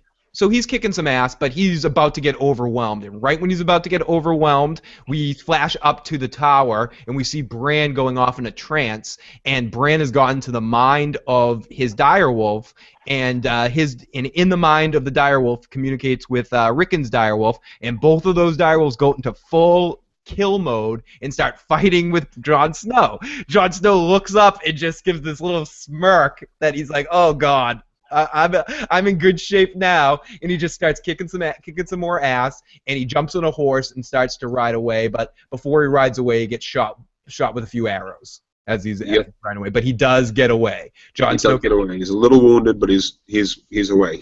Yeah, Jon Snow's away, and at the end of season 3, do we see Jon Snow again at the end of season 3, or am I remembering stuff from the book in my mind? Either way, it won't be that much of a spoiler. If we see Jon Snow again, it's arriving at Castle Black. Becoming Sam Tarly taking him off the horse wounded or something like that. Right, exactly like that. And big things to come for Jon Snow in season 4 at the Wall of Black. He's going to take on, again, little things that we kind of already know from pre-season hints. Jon Snow is going to become a lot more important to the Night's Watch. And also, at that point, Bran's story, I think we don't really see any more of Bran and his story. That's kind of where he's cut off. Bran gets to the wall. Sam Tarly gets to like this side. There's like 50 forts that line the wall, this massive wall that spans the entire length of the continent. That's 700 feet tall. And they get to one of these forts. It happens to be the same. They're kind of led there through Bran's dreams and through the Cronigman's dreams, the kid that's with them. And they make it to this one particular fort that has a tunnel underneath. And this fort has been abandoned, and that's the fort that Sam Tarly knows about from all his reading in the library before they get sent on this mission north. And so he's about to come through with the baby and the girl that he gets from Craster's Keep, just as Bran and the brother and sister that he's with, and the warg and Hodor arrive at that castle, at that fort. And this is when Tarly comes up through the floor, and everybody kind of gets scared, and Tarly's like, "Oh, I know you. I knew a direwolf. Yeah, I'm Jon Snow's friend." And Brandon Present says, you can't take me over there. You just got to show me the way through the wall. And Sam Tarly says, "All right, fine, whatever, bye." And sends him through the wall. This is the part that's a little bit different. There's supposed to be a white involved in this whole storyline that is not good or bad, but definitely being controlled by something else. And there's a murderer crows constantly eating its flesh. It's pretty gnarly stuff that I was a little disappointed we didn't make it into the series. Yeah, that would. It was this guy that led Sam Tarly to the fort and to the tunnel, and leads Bran north from there. But we just have Bran going through the tunnel, and that's where Bran's story ends, at that castle. He gets through to the other side of the north, and they're going to start their voyage north of the wall at this point for season 4. We don't know anything else. And ultimately, Daenerys' story comes in, because I want to do Robb Stark's story last. You don't want to do Theon now? Okay, Theon basically gets backstabbed by his group of merry men, and they beat the crap out of him, and they take over Winterfell and kind of just loot and destroy Winterfell. And Theon ends up getting captured by an unknown assailant, and then another person, or someone we think's another person, lets Theon out, allows him to escape. And he escapes, but then he ultimately is just leading him right back in, gets him hooked up, and then a big portion of the season when we see Theon is Theon being tortured. Yeah, and being just he's a prisoner of one of the we find out in season 3 that he is we can it's the Flamen. I forget what their family name is at the moment. It's escaping me. It's Bolton.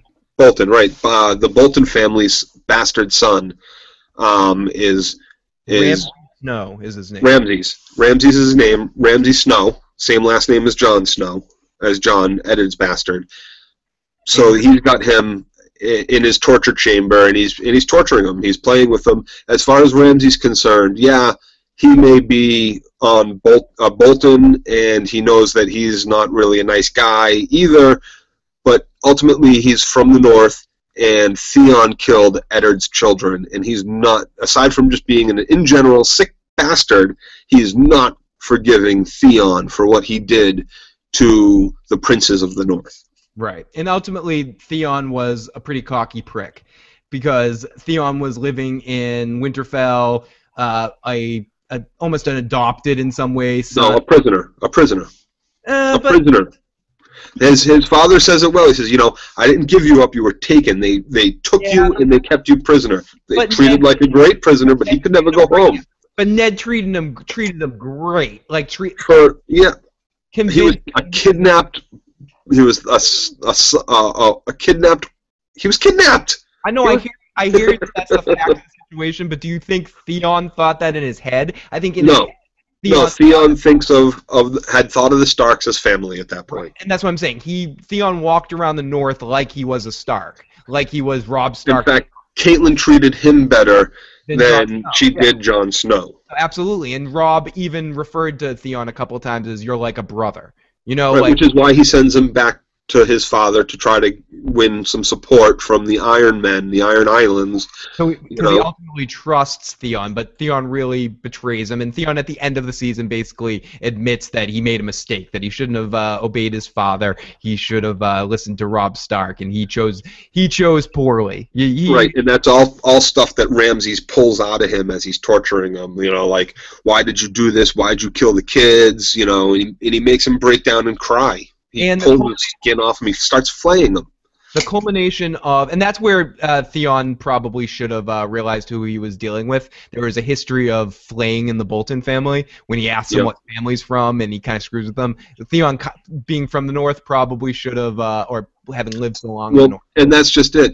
Although he's not from the North, he lived a long time there, but he was never interested in learning. He's only like Arya gets quizzed on the family logos and stuff by Tywin at some point in the season, and she knows exactly who everybody's logo is and whose everybody's name is. Sansa knows all that stuff. John probably knows that stuff, and Robb definitely knows that stuff. But Theon, he was only interested in prostitutes and fighting and gold trinkets and this and that. We're going so fast. We totally skipped over Arya being Tywin's little servant there for a while. That was some good stuff. We'll get to that when we get more in depth in the episodes. Well, we missed all of her kind of in season 1, season 2. Her whole running around. We've skipped over a lot. We've done a good job at keeping the plot, but like I said before, we'll get way more in depth when we go on episode guide. There's too much. I want to say I don't even know what time it is right now. It's like I want to say we've been on for 2 hours already, and like we probably getting close. we probably could do 2 more hours on what we did. We've kind of like stayed strong to kind of push through this. So ultimately, Theon's story ends up that 2 girls are brought in and kind of get them all turned on and make him feel like something good's about to happen. But spoiler alert, nothing good happens for Theon for a long time, maybe ever. And he gets vomited. Yes, which is again something that they kind of changed from the show to the book, in the sense that it's always hinted at in the book, but you never find out for sure if it happened, and you know for sure it happened in the show. It basically just gets directly said that. He even teases him while he's eating a sausage. He's talking about how he cut off his penis, but don't worry, I'm not actually eating your penis right now. This is a sausage. But it was all done very well, and Theon's story ends basically as this guy's prisoner. It starts that way and it ends that way for him. It's a prisoner through the whole season. Absolutely. And my doorbell just rang, but I can't really go and get it right now. Sorry, whoever's ringing my doorbell. If you're watching this podcast later. As you're ringing the doorbell. Yeah, as you're ringing the doorbell. You might have it on your phone. You could be like, hey, sorry, I can't do it. If you're there and I know you, come around back.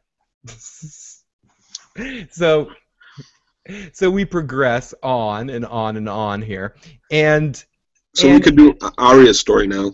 Yeah, you want to talk about, or no, we should save Arya, because Arya's story connects very well with Right, let's do Daenerys. I think Daenerys is good. Get Daenerys out of the way. Do you want to start a little Daenerys? There. Okay, so Daenerys, we leave season 2. Daenerys is now very far east, very, very far east, and she had already battled the warlocks of Karth, and she had gotten a little bit of a wealth and some ships and stuff, some army, and she goes off and she encounters in the next city, I believe, is Marine or I forget the third city, but she ends up attacking at this city's gates.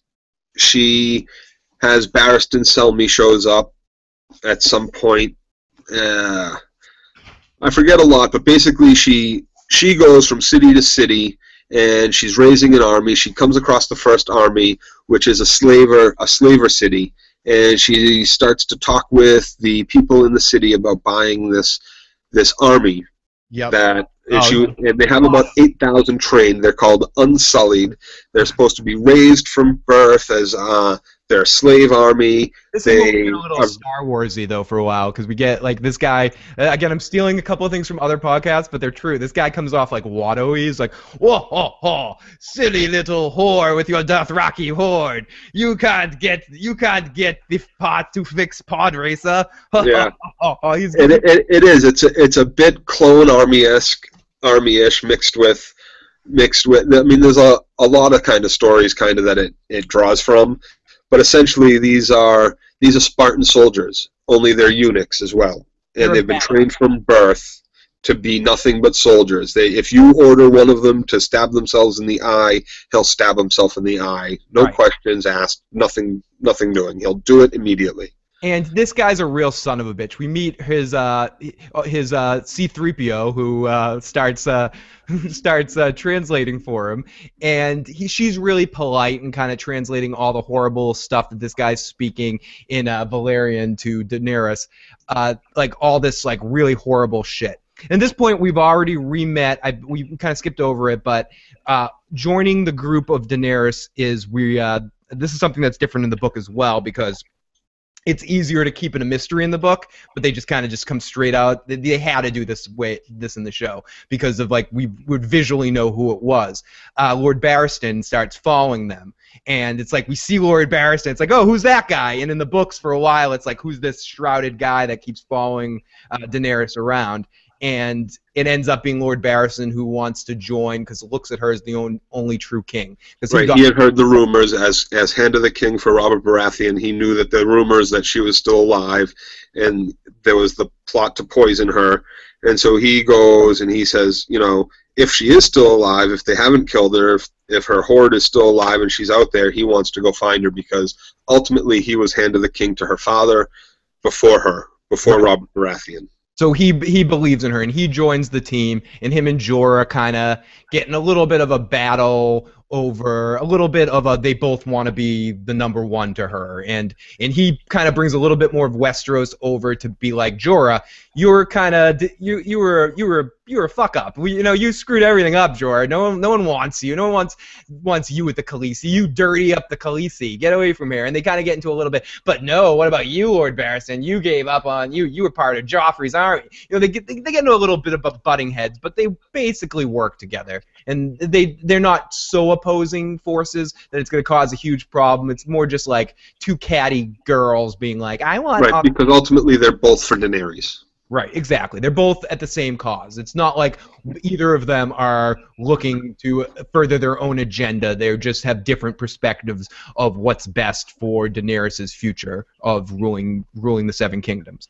So, ultimately in this situation, Daenerys agrees through translation to trade one of her dragons, the biggest one, to this guy for 8,000 Unsullied, or 10,000. For all of the Unsullied that he has there, trained and untrained, every single one of them. And he's like, oh, no, I can't sell kids. What if they... And she's like, no, everybody.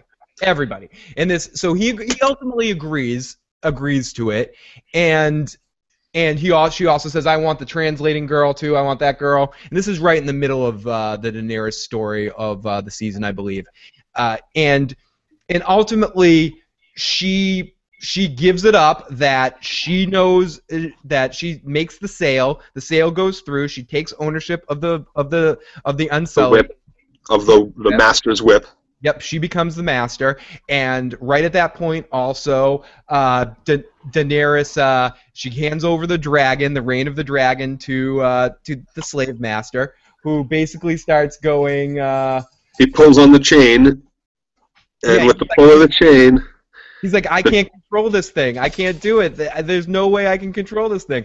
And then she answers him in the language that he's been speaking to her so negatively this whole time. And she's understood him the whole time. And she orders the Unsullied to kill all the slave masters, leave the women and children alive. And she gives the dragon one command, and the dragon goes up, kills the slave, kills burns them alive, and burns down the whole city, basically.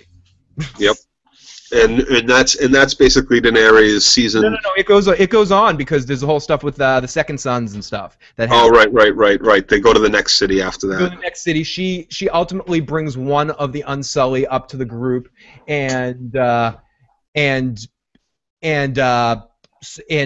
the Unsullied for names. Grey Worm. And Grey Worm becomes an important character. Grey Worm becomes the leader. They say that they want to keep their Unsullied names because that was the name they had when Daenerys Stormborn. She also sets all of the slaves free. That's important. Right. She says, you know, once she takes that bullwhip in that master's whip, she says, you know, as my first order, you're all free, and if I were you, I'd kill your masters. Yeah. Exactly. And so when they do that, they say, "Oh, great! We're still going to be. We owe you everything. You gave us your freedom. You're our queen. We're going to follow you." And so she says, "Okay, well, I'm going to need one of you to be a leader," and they all vote for this guy Grey Worm to be their leader. Right. And they move on to the next city. Right, and they meet up with this other group called the Second Sons, that are this group of raiders and pirates or whatever. Mercenaries. Sellswords.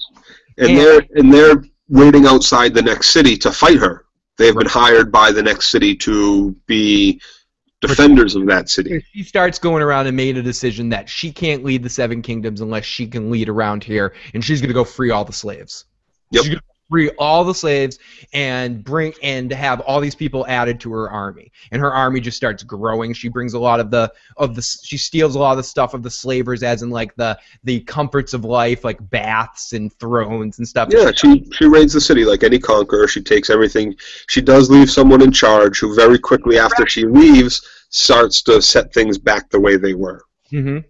And ultimately, she meets up with the three leaders of the Second Sons, who these three guys. I know one of their names, but I'm not sure the other two names. But it's not important right now. That basically try to make a deal. One of them is just a pig, like a pig fucker. Starts like grabbing her ass and just being all like dirty and like just a pig, and saying, "Listen, I know you have more people, but you know we're gonna kill you. You know, we're going to win here." And then one of the other ones, I think his name was Dario, goes, "Actually, you don't have 10,000. You have 8,000. I counted." And he shares a little glance back and forth with her, like he knows he has to turn her on a little bit more subtle than the other guy who's just trying to be a bitch. So ultimately, they go, we got to talk and figure out what we're going to do. And they go and have a meeting, and they decide the best course of action is to kill her. And if they kill her, they can conquer the whole army. And they each draw a coin. They play like a coin game to see who's gonna go do it. Who's gonna go do her? And who's gonna go do her? And it ends up being Dario that pulls the short straw. Pulls a coin. And ultimately we get back into we see Daenerys getting bathed by her translator there, scolding her and saying, you think you speak Dothraki good, but you don't really speak it that good, and kind of. It was a nice scene. Little flirting between the two girls. And there's definitely girl-on-girl love in the books between them. Okay, you can see it. It's not as evident in the show, but you can feel that that's there. And breaking in, knocking out the two guards that are guarding her, comes in a guy dressed like an Unsullied, and he takes off the Unsullied uniform, and it's Dario. And he goes, "Shh, be quiet." And she starts freaking out with him in the bath, like, "What are you doing?" Blah blah blah. He dumps the heads of the other two leaders of the Second Sons onto the floor because we had a disagreement on how beautiful you were. Course of action, right? How beautiful you were. Yeah. And Drip, drip, drip, drip, drip. yeah, and she stands up and gives him the full frontal view and gives the audience the full frontal view. Then turns around, shows him his ass, gets her robe on, and says, "You'll fight for me, right?" And he says, "Yep, I'll fight for you, no doubt. I'm on your side." And he joins up with them, and then he becomes a big part, and the Second Sons join their forces. But and the connects to one last thing that happens in the Dany story.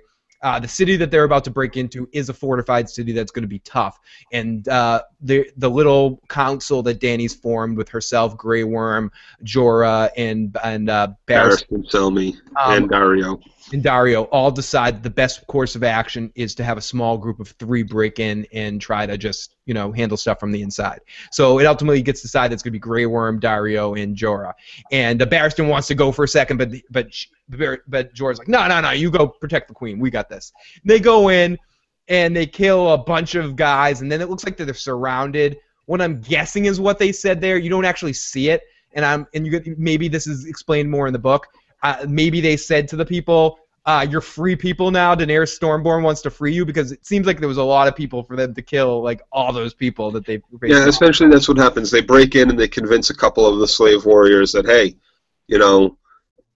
we're here to free everybody. Turn on your masters, kill your masters, and let's burn the city down. And they do, and they take that city too. Yeah, no, they do. They take that city, and that season ended up. That's basically how it ended up, with Daenerys. She ended up in conquering all the cities. The season ends off. I think the whole season ends with her marching an army across the desert lands, like a huge amassed army of Dothraki, Second Sons, and Unsullied with 3 dragons flying over top, like unstoppable rebel force of nuclear bombs. Basically, she's got a huge army with 3 huge nuclear bombs. So basically, she's defeated the warlocks of Karth. She then defeated Meereen, and then she went on to destroy Yunkai. Yep. So she's an unstoppable force right now, and that's basically Daenerys' story for season 3. Season 3. And I don't even know where to go from here. I guess Stannis. We should talk about Stannis' story. Stannis is dealt with a lot of crap after the end of this. He imprisoned the Onion Knight for disobeying him, and then he releases the Onion Knight because he's nice to his daughter or something like that. Him and Melisandre, the Red Witch, have a little argument that his sperm count's low, so he can't. Yeah, she gets sent to go get one of Robert Baratheon's bastard children, Stannis' nephew, they can have some king's blood. Who is with Arya, and the Hound has also been captured by this group of people that pray to the Lord of Light. And the Hound gets declared of all these crimes and stuff like that, and Arya starts yelling at the Hound, and the Hound's about to deal with... I just want to make a quick note here. The group that Arya is with, it's actually great. It's in Season 1, there is a small scene in when with Ned Stark. When Ned Stark is King of the Hand, and he sends this lord, this very low lord, out to go kill the Mountain and take all the Mountain's lands, which is the Hound's brother. Yep. And this is the guy that Arya ends up with after she flees from King's Landing with the guy from the Black Watch who cuts her hair, pretends she's a little boy. This fat little boy that she's with, and it makes great biscuits. He makes great biscuits. He's a good little cook, and the Bull's Helmet kid, which is Robert's bastard. They all end up on the run north of. This is all through Season 2. They're kind of like wandering around on their own until they get picked up by this lord that Ed had sent out to go kill the Mountain shortly before war broke out. Her and Robert's son are continuing the Stark and the Stark vibes with the Baratheons, and they have a little bit of a little kid romance where she keeps trying to get him to come with her and stay with her and be her partner or whatever, and he's basically like, no, you wouldn't be my partner, you'd be my lady. And they obviously have a very special relationship that hopefully, if everyone survives, it will be furthered later in the books. I don't know. I got to think about that. So, showmance. So Arya is with these groups, and we find out that the Hound's brought in, and they cast the Hound left Joffrey at the Battle of Blackwater because he's like, what the fuck am I going to die for this bullshit? When it looked like Joffrey was about to lose, because he's just like, I'm not fighting for this king. The Hound's a realist in this world. But the Hound's been captured, and he declares that we find out that this world has it's better than the claim thing. It's in The Walking Dead. It's pretty cool. You can in any battle you can declare I want to fight for combat. I want a trial by combat, and it's like Klingons here. The Klingons do trial by combat. There's a wonderful Deep Space Nine episode where Quark has to do a trial by combat and accidentally kills a Klingon. It's great stuff. Anyways, so the Hound ends up killing this guy that when in a trial by combat, but we find out that again, the Lord of Light has some magic wuju going on, and the Lord of Light found his work and heals him, and he's been brought back to life 6 or 7 times. I don't know. He's like, how many times? He doesn't even remember. He's like, how many times have you been brought back to life? I don't know. 20 times, John? I don't know. But I can't do it too many more times. I'm starting to get tired. Yeah, exactly. Whatever that means, you know. So ultimately, Melisandre comes here. What happens with this story is Melisandre goes there, and she's like, I need the boy. And they were going to protect the boy. He wanted to join up with them, Baratheon's bastard. And she takes Baratheon's bastard back to Blackwater. And this is where Arya leaves all these people because she gets pissed off by that. Arya separates herself. I'm just going to go Arya story, and then I'm going to go back to Stannis for a second. Arya separates, is on her own, and at the end of one of the episodes, Arya gets kidnapped by the Hound. The Hound. Yeah, right, the Hound. So we get one of my favorite storylines. I can't wait till we go in depth about season 3 so we can really get into this. One of my favorite storylines, the Hound and Arya, the buddy cop. Oh yeah, it's great. It's great in the books. It's great in the TV series. Yeah. Unfortunately, they didn't quite do it as much as. But there's more to come. There's more for season 4 with them. There's more for together. But ultimately, we get a couple of really great scenes where he accuses her of having too much heart and caring too much, and then she bashes a guy with a brick and stuff like that. He says, "Girl, I'll give you one chance to kill me. Go ahead and kill me." He's walking around eating pig's feet. You know, it's just some funny stuff going on. Yeah, there's some good stuff between them. But Melisandre brings Robert's bastard back to Stannis' castle. And it's Blackwater, is it called, or something, or no? It's at Stone Island or Dragonstone, I believe it's called. But brings him back there, and we get the ending of the Stannis story here, where ultimately she puts leeches on this guy, gets him all naked and ready onto the bed, and then pulls out like Star Trek II leeches and throws them on the kid's body. It's really horrible stuff. It's like a nightmare you have when you're a 14-year-old kid that some girl's going to do this the first time you see Nightmare. The leeches. Okay, sorry. Maybe you like leeches, Joe. I don't like leeches. Scary stuff. And she takes his blood, and basically, like, you have lots of blood. She's nice to him because a lamb doesn't want to see the knife coming. Can the lambs know what knives are? Blades? I don't know. Whatever. They can vibe it out. So he basically eventually gets set free by the Onion Knight. The Onion Knight sets him free and sends him off down a river. And the Onion Knight again is about to be captured by Stannis and about to be like executed maybe by Stannis for breaking his rule again. We learned that Stannis has a daughter that has a condition too. I want to make that a point. We mentioned her. Grayscale is the name of the condition. Basically petrifies the skin on the body, and somehow hers stopped in mid-progression. Usually it will kill you, but hers ended up being semi-cured. Not cured, but the disease progressed to a certain point and then stops and left half her face basically stone petrified.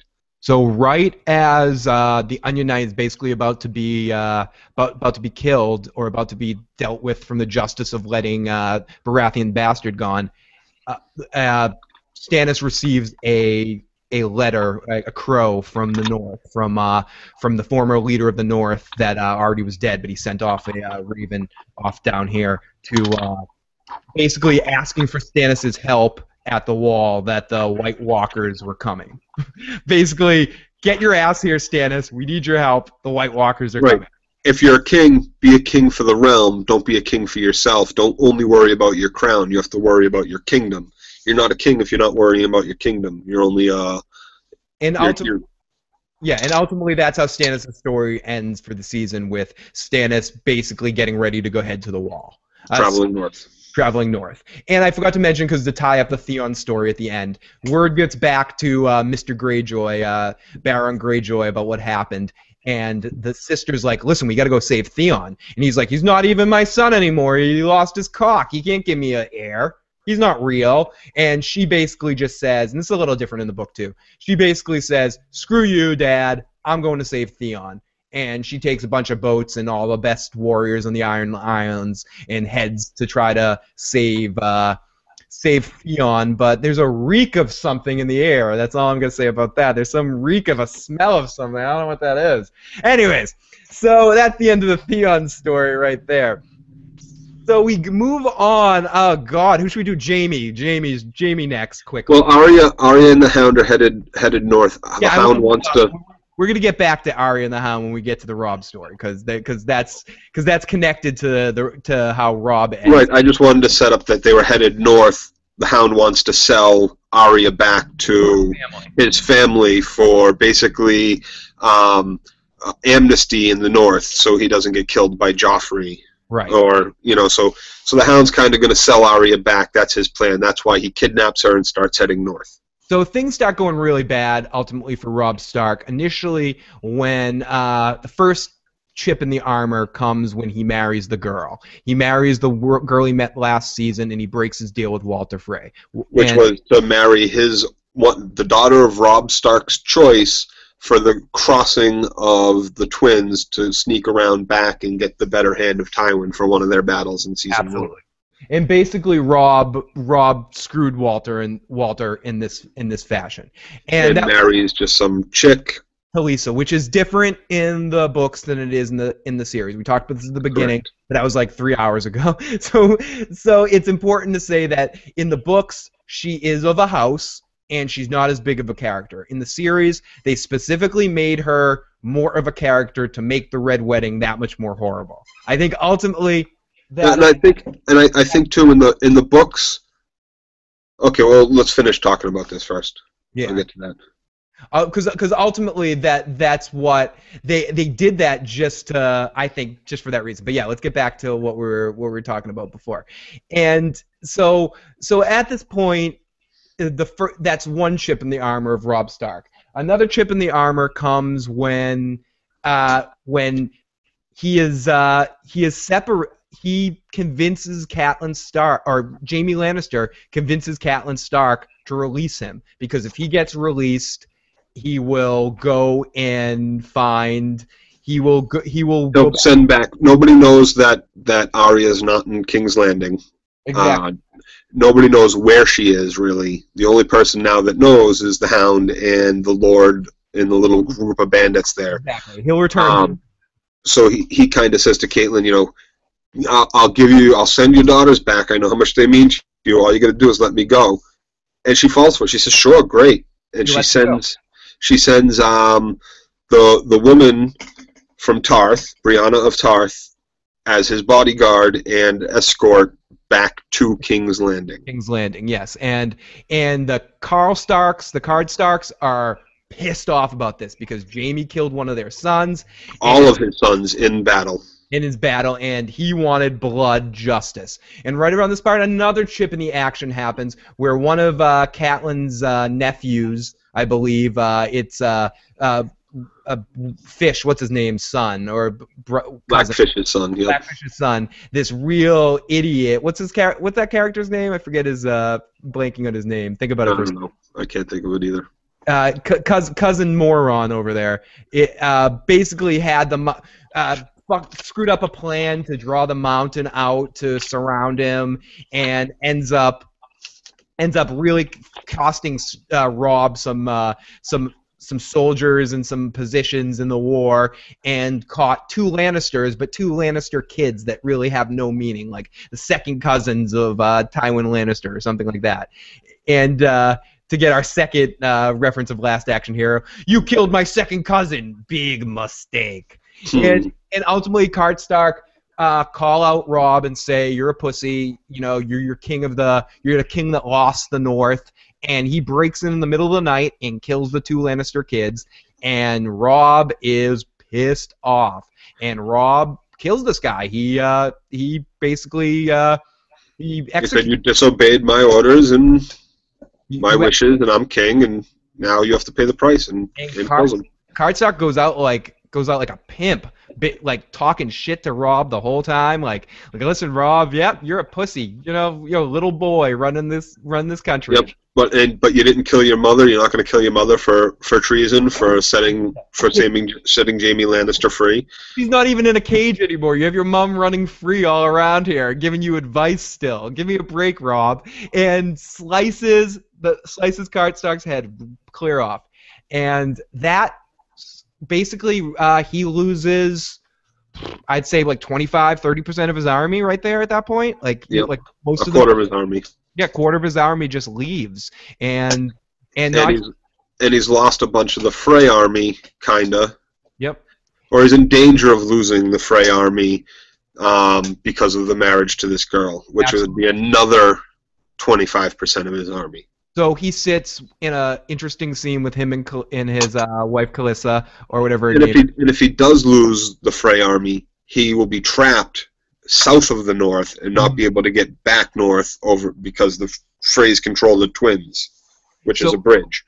So ultimately, he has a scene where he finds out that his girlfriend, his wife, is pregnant, and there's a very full frontal exhibiting scene for both Robb Stark and his wife, where he's looking at a map naked and she's sitting on a table naked. And we find out in this scene that A, she's pregnant, and B, Robb Stark has a plan. That he's going to go to Walder Frey, beg his forgiveness, and as Joe said, go through the Twins to get behind, to go capture Tywin Lannister's home. He's going to use it to go take back the North now. No, he's going to take Casterly Rock. He said he's right. He's going to take Casterly Rock, take Tywin's home, because if he captures Tywin's home, maybe a similar thing will happen in the whole country that will lead the North to be like, oh wow, this is another victory. Let's get behind Robb. So in a sense, it's to do both things, and we're going to leave Robb off right there because Catelyn agrees with him and tells him that he needs to go to kind of brokers the plan, and the deal was that Blackfish's son will or nephew. I can't remember if he's his son or his nephew. I think it's his son. Well, it's Catelyn's other. There's the Blackfish is Catelyn's father's brother. Right, that's what I'm saying. And then there's Catelyn's brother, and I forget his name, and he's the one that's going to be brought to marry. Yeah, and Catelyn's brother. He was the same guy that screwed up the battle in the battle for Robb with the Mountain. It's the same character on the show, and ultimately. And I think it's the actor that plays. Did you ever watch Rome on HBO? Yeah, he is from Rome. He's absolutely from Rome. He plays A2 Brute. And ultimately, Frey's deal is that if this guy marries one of his wives and Robb comes to the wedding, and he'll give him the protection, the homestead protection of eating the grains and stuff, and that he fears nothing.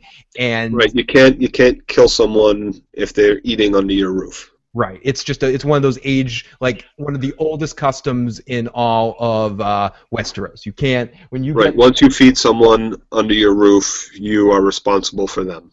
Right, and makes a deal with Walder Frey to go to the wedding and issue an apology. So we'll leave off there. So Jaime escapes, or is with Brienne. Going south. They have a bunch of wonderful fun scenes that we'll get more in depth later. Ultimately, it gets to the point where they get into a little fight, but they end up being captured by soldiers that are loyal to the party. Right. Yeah, they're loyal to the North. They're actually loyal to slaves. To the Bolton. Yeah, to the Boltons.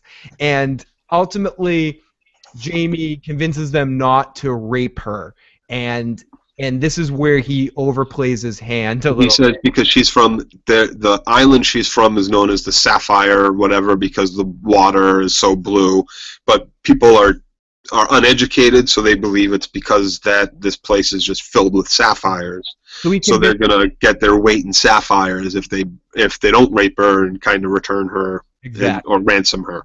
And so they convince that, but instead of just leaving well enough alone, Jamie pushes the issue a little bit and goes, yeah, I could really sleep on my back tonight for the first time in a while. Could you guys help me out a little bit? And Jamie kind of falls for this hook, line, and sinker. And the episode, or that particular episode, ends with Jamie losing his hand. Yep. And that gets carried through a little bit. His sword hand is very important. This is going to alter his life forever because he is one of the best swordmen in all of the world, and now he doesn't have a sword, and his whole identity is built up. His whole life, he's like first, he's the head of the King's Watch, the King's Guard. He's the guy that almost beat Ned Stark before that guy killed him. He's the Kingslayer. He's one of the best warriors in the land, and he's just lost his sword hand. Absolutely. So it's a big deal for him. It's a life-altering moment. And then we get them fucking with him for a little while. But ultimately, again, I want to breeze through this a little bit. Ultimately, the conclusion of this story is they end up back in a reasonably safe place with the Boltons, who basically scold the other guy for hurting Jamie, and they kind of nurse him back to health a little bit with the help of this doctor that got ousted out from King's Landing because he does experimental things. Jamie's in a bath with Brienne, and this is where we get the complete backstory of Jamie telling her why he killed the Mad King. And what happened with his father, too, about leaving and how his father betrayed the Mad King, and then the Mad King wanted him to kill his father and wanted him to burn everybody, and why he was screaming, burn everything, burn everything. Burn the whole King's Landing down. Burn everybody. The castle, the city, burn it all. Right as I will not let anybody overthrow my kingdom. I would rather have everybody die, including yourself, including myself, including everybody. Burn it all down. And so instead, he becomes the Kingslayer and puts a knife in his back. Puts a knife in the back. And ultimately, Bran's like, "Why didn't you explain this to everybody? You actually did a great thing." And this is where Lannister ego comes in. He's like, "You think I was gonna explain anything to Ned Stark? You think Ned Stark wanted to hear it as he busted into that room? He didn't care. As far as Ned is concerned, my only duty was to save this guy's life, and if I didn't do what I swore to do, what my honor says was my only duty in life, then I'm a piece of shit." And that's all Ned Stark saw. Absolutely. No matter what this king had done to his sister or anything, it didn't matter. He was just like, whatever. He was your king. You swore an oath. You owe that duty to yourself to follow your oath and then to follow your king. And Jamie ultimately did not do that. He ends up stabbing the king in the back, and Ned Stark has no tolerance for this behavior from him whatsoever. The whole idea that Jamie could talk his way out of it with Ned Stark coming in that throne room and seeing him sitting in the Iron Throne waiting for Ned and his army to come in. He knew he wouldn't be able to do it. He knew there would be nothing that he could say to turn Ned Stark into being okay with the fact that he killed the king. It didn't matter to him. Jaime Lannister was still culpable in parts for the death of his brother, Ned Stark's brother, and for Ned Stark's father, because it was ultimately he was one of the king's guard when the father was hung above the fire in his armor and burned alive, while if the brother tried to move forward to save him, he would just choke himself to death. Absolutely. And ultimately Jaime's story ends up in here. Jaime gets freed and gets told to go back to King's Landing. Roose Bolton kind of backs him up and kind of basically sends him off with one of his finest soldiers over to go back, and Brienne gets left there. And the soldier guy is talking with Jaime, and explains that the father didn't want to fit a ransom, and because he thought that, or only paid a certain amount in ransom for Brienne, and because the guys thought that she was from some place called the Sapphire Islands, thought she was going to get a lot more money, so they refused the ransom. And they basically put her into a pit to fight a bear. And Jaime, for the first time in a while, we get this awesome line by Roose Bolton too here, where in the previous scene where Jaime's trying to barter for her life, and Roose Bolton goes, "You've overplayed your position. And it's an interesting thing because I think he glances down at the missing hand. absolutely. I think it's going to connect him even more with Tyrion later because Tyrion deals with a lot of that stuff. You know, you're a little short on this. Littlefinger fucks with him a lot. Yeah. And we haven't even got to King's Landing yet. Jesus Christ. So we go from here, and ultimately Jaime goes back, saves Brienne. Right, he kills the people that he's with and goes back to or he convinces them to go back or whatever it is. I think he kills them and goes back. No, yeah, he convinces them actually. He says, I will tell you when you return me to King's Landing. What do you think my father Tywin Lannister? Right, I could tell them you did what I wanted or you didn't do. Right, exactly. So he ends up going back, saving Brienne, and ultimately the end of Jaime at this point. Is at the end of Jaime's story in season 3 is Jaime arriving back to King's Landing. A little earlier than the books would have liked. Now you know what I mean. Yeah, a little earlier than what happened in the books. And over to King's Landing quickly, not quickly, but a lot of stuff happens in King's Landing. Ultimately, Tywin steps in and becomes the Hand of the King and deals with bitch slapping Joffrey a lot. And they marry Joffrey off to Sansa as a fuck you. Not Joffrey, Tyrion off to Sansa as a big fuck you to the north, and as a fuck you to Tyrion. And the fuck you to the Tyrells. Because the Tyrell's grandmother comes in and she plays a big part of the character. And Tyrell is supposed to marry... Yeah, Sansa. Because Sansa becomes way more of an important character in season 3 in the sense that because they think all the other Starks are dead because of what Greyjoy... And her son will be the heir to the north. The warden of the north. So everybody wants to marry her. And also Littlefinger wants her because Littlefinger has a huge crush on the mother. And the mother's sister. So if you think about it, if sick fuck 101 is if you want to do the mother and you want to do the sister, you want to do a daughter too. So ultimately Baelish gets sent off very early in the season off to where the mother is, to control that and away from there. So Tyrion becomes the master of coin, which he needs to deal with all the money situations, which is a perfect job for him. But ultimately, yeah, Tywin convinces them that makes Cersei marry the gay kid and is making Tyrion marry Sansa, which actually happens. Joffrey continues to fuck with her even during the wedding of saying, I could rape you any night I wanted. I could rape you tonight. And we also learn a lot more about the Tyrells. The Tyrells become a little bit more evident. Marjorie shows up, Marjorie Tyrell, who is set to be the new heir, the new queen to Joffrey. Marjorie was formerly the girl that was kind of banging Renly, and didn't care about that. And she really has. She's like Cersei, but a little bit nicer. She has definite aspirations for control, and she knows how to play people, but she also knows how to play people nice. She's gaining herself to be very liked amongst the people of King's Landing, trying to convince Joffrey to be a little bit more a man of the people. We also learn a lot more about her grandmother, who is completely dry-witted. We get a couple of excellent scenes with her, with a couple of the Lannisters. A scene with the grandmother with Tyrion. With Varys. There was a good Varys and grandmother scene too. Grandmother, one of the best characters as the actress, the way she plays her. The best scene of them all, though, is with her and Tywin, when Tywin just gets the best of her, and she's like just used to getting everything she wants through the whole beginning part of the season, and ultimately she deals with Tywin. She goes, "Wow." Have we talked about Marjorie at all? I just did. I just talked about Marjorie. How she was Renly's wife? Yeah. Yeah, and then she moved on to Joffrey. Yeah, that's what I was just talking about when you were away. I was just talking about the Tyrells a little bit.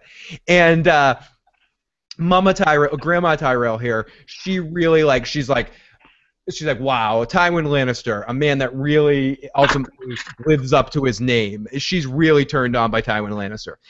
And but she agrees to pay for part of the wedding. Baelish is out of there. We learn more about Varys, that he has the guy, and this is another thing that's different in the show than the book. This gets hinted at a little bit in the book, but it doesn't. It's very obvious. Obviously, they show you him in the show.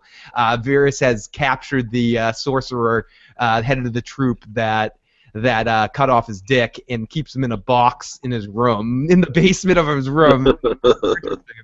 And a great scene with him and Tyrion.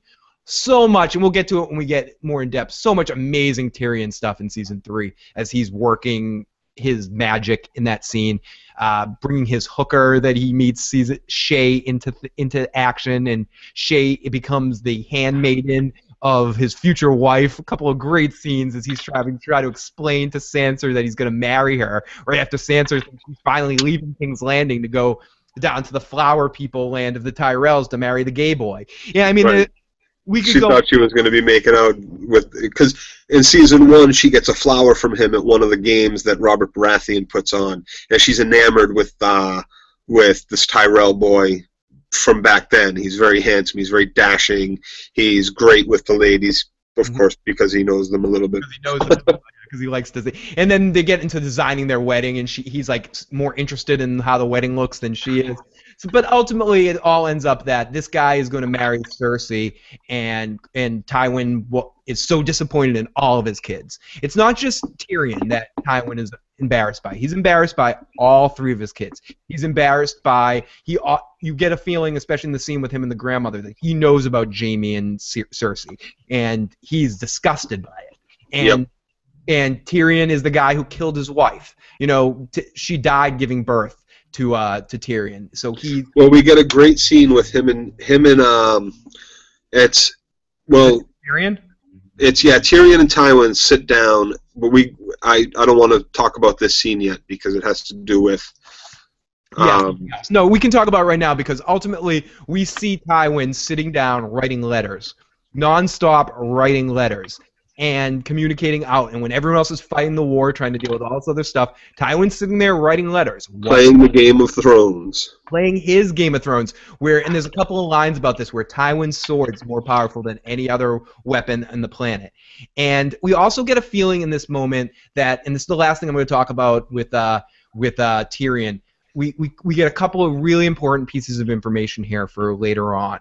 Tyrion says that the crown is in debt to my father, but who cares about my father? The crown is in debt to the bank. The Bank of Bravos, is it called? Bravos' bank, which is a city in Easteros.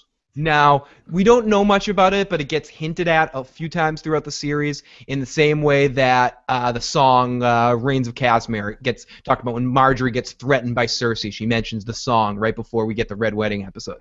And in this situation, we've heard a few things about the bank. And what the bank is if you owe money to this bank, they're not just gonna come and collect it. They're gonna give money to your enemies and fund your enemies' armies to kill you, and then take back their money.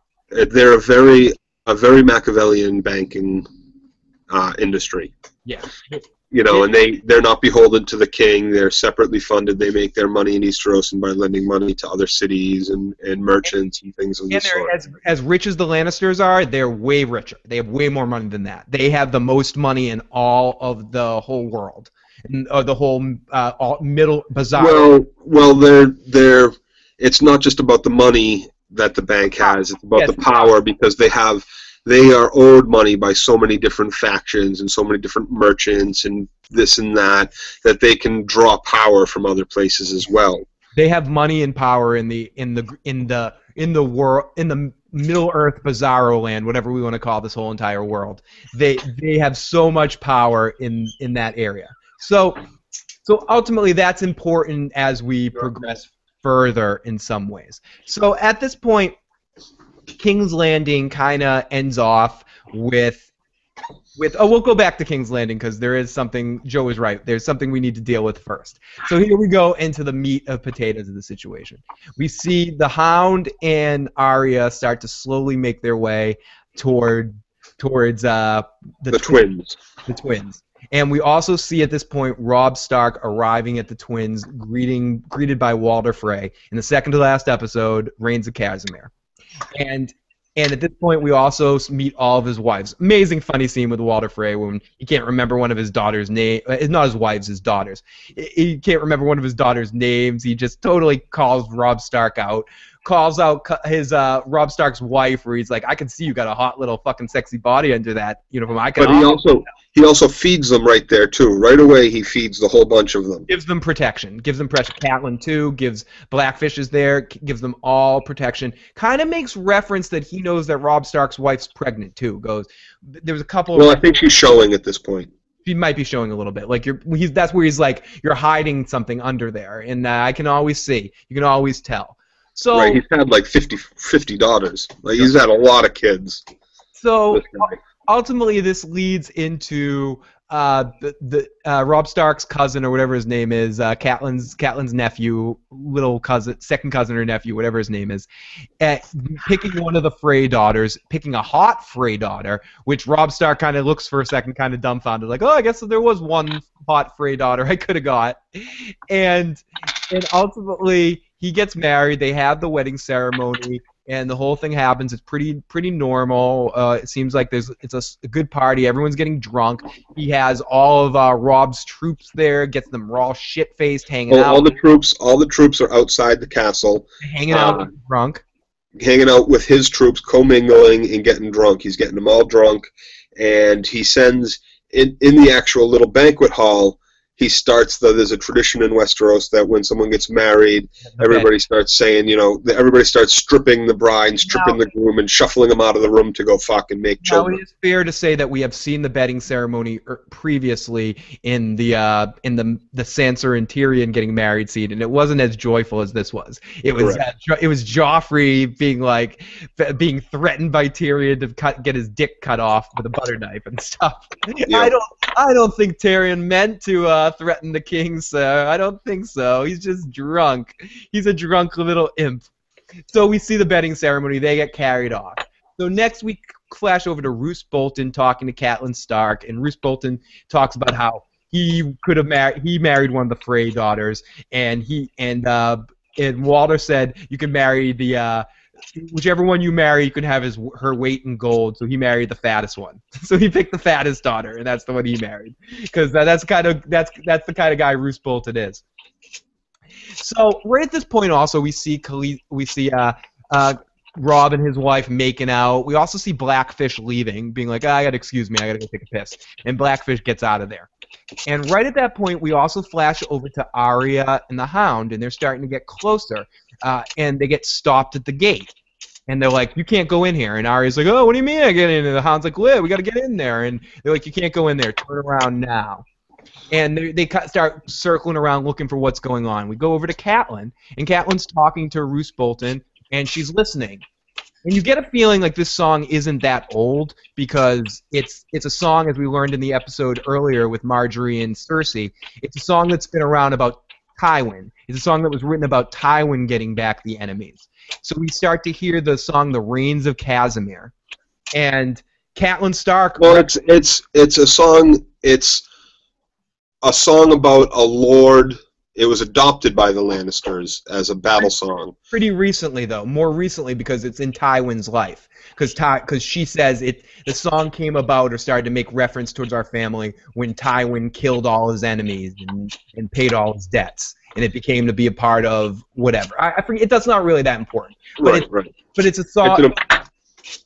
Yeah, the song's important, but how the song became the Lannister tune isn't really important. It's important in the sense that only Catelyn recognizes it, and she doesn't even quite recognize it. She recognizes it immediately. As soon as it starts playing, she knows that it's the Lannister battle song. She looks right up at the people, and right before she hears the song, she notices the coupling. And his chainmail is on, and she knows that it's on. She knows this is a Lannister setup at this point. She sees the doors getting shut and locked. Yep, and then the guys that are playing the violins pull out crossbows and they shoot Robb and they shoot anyone that's team Stark in that place gets killed. And this is where it's different than the book. A guy comes out with a knife and stabs Robb's wife in the stomach and then starts going friggin' crazy Chucky on her stomach where the baby would be, like crazy Chucky on the baby. And this is kind of funny too because in the book.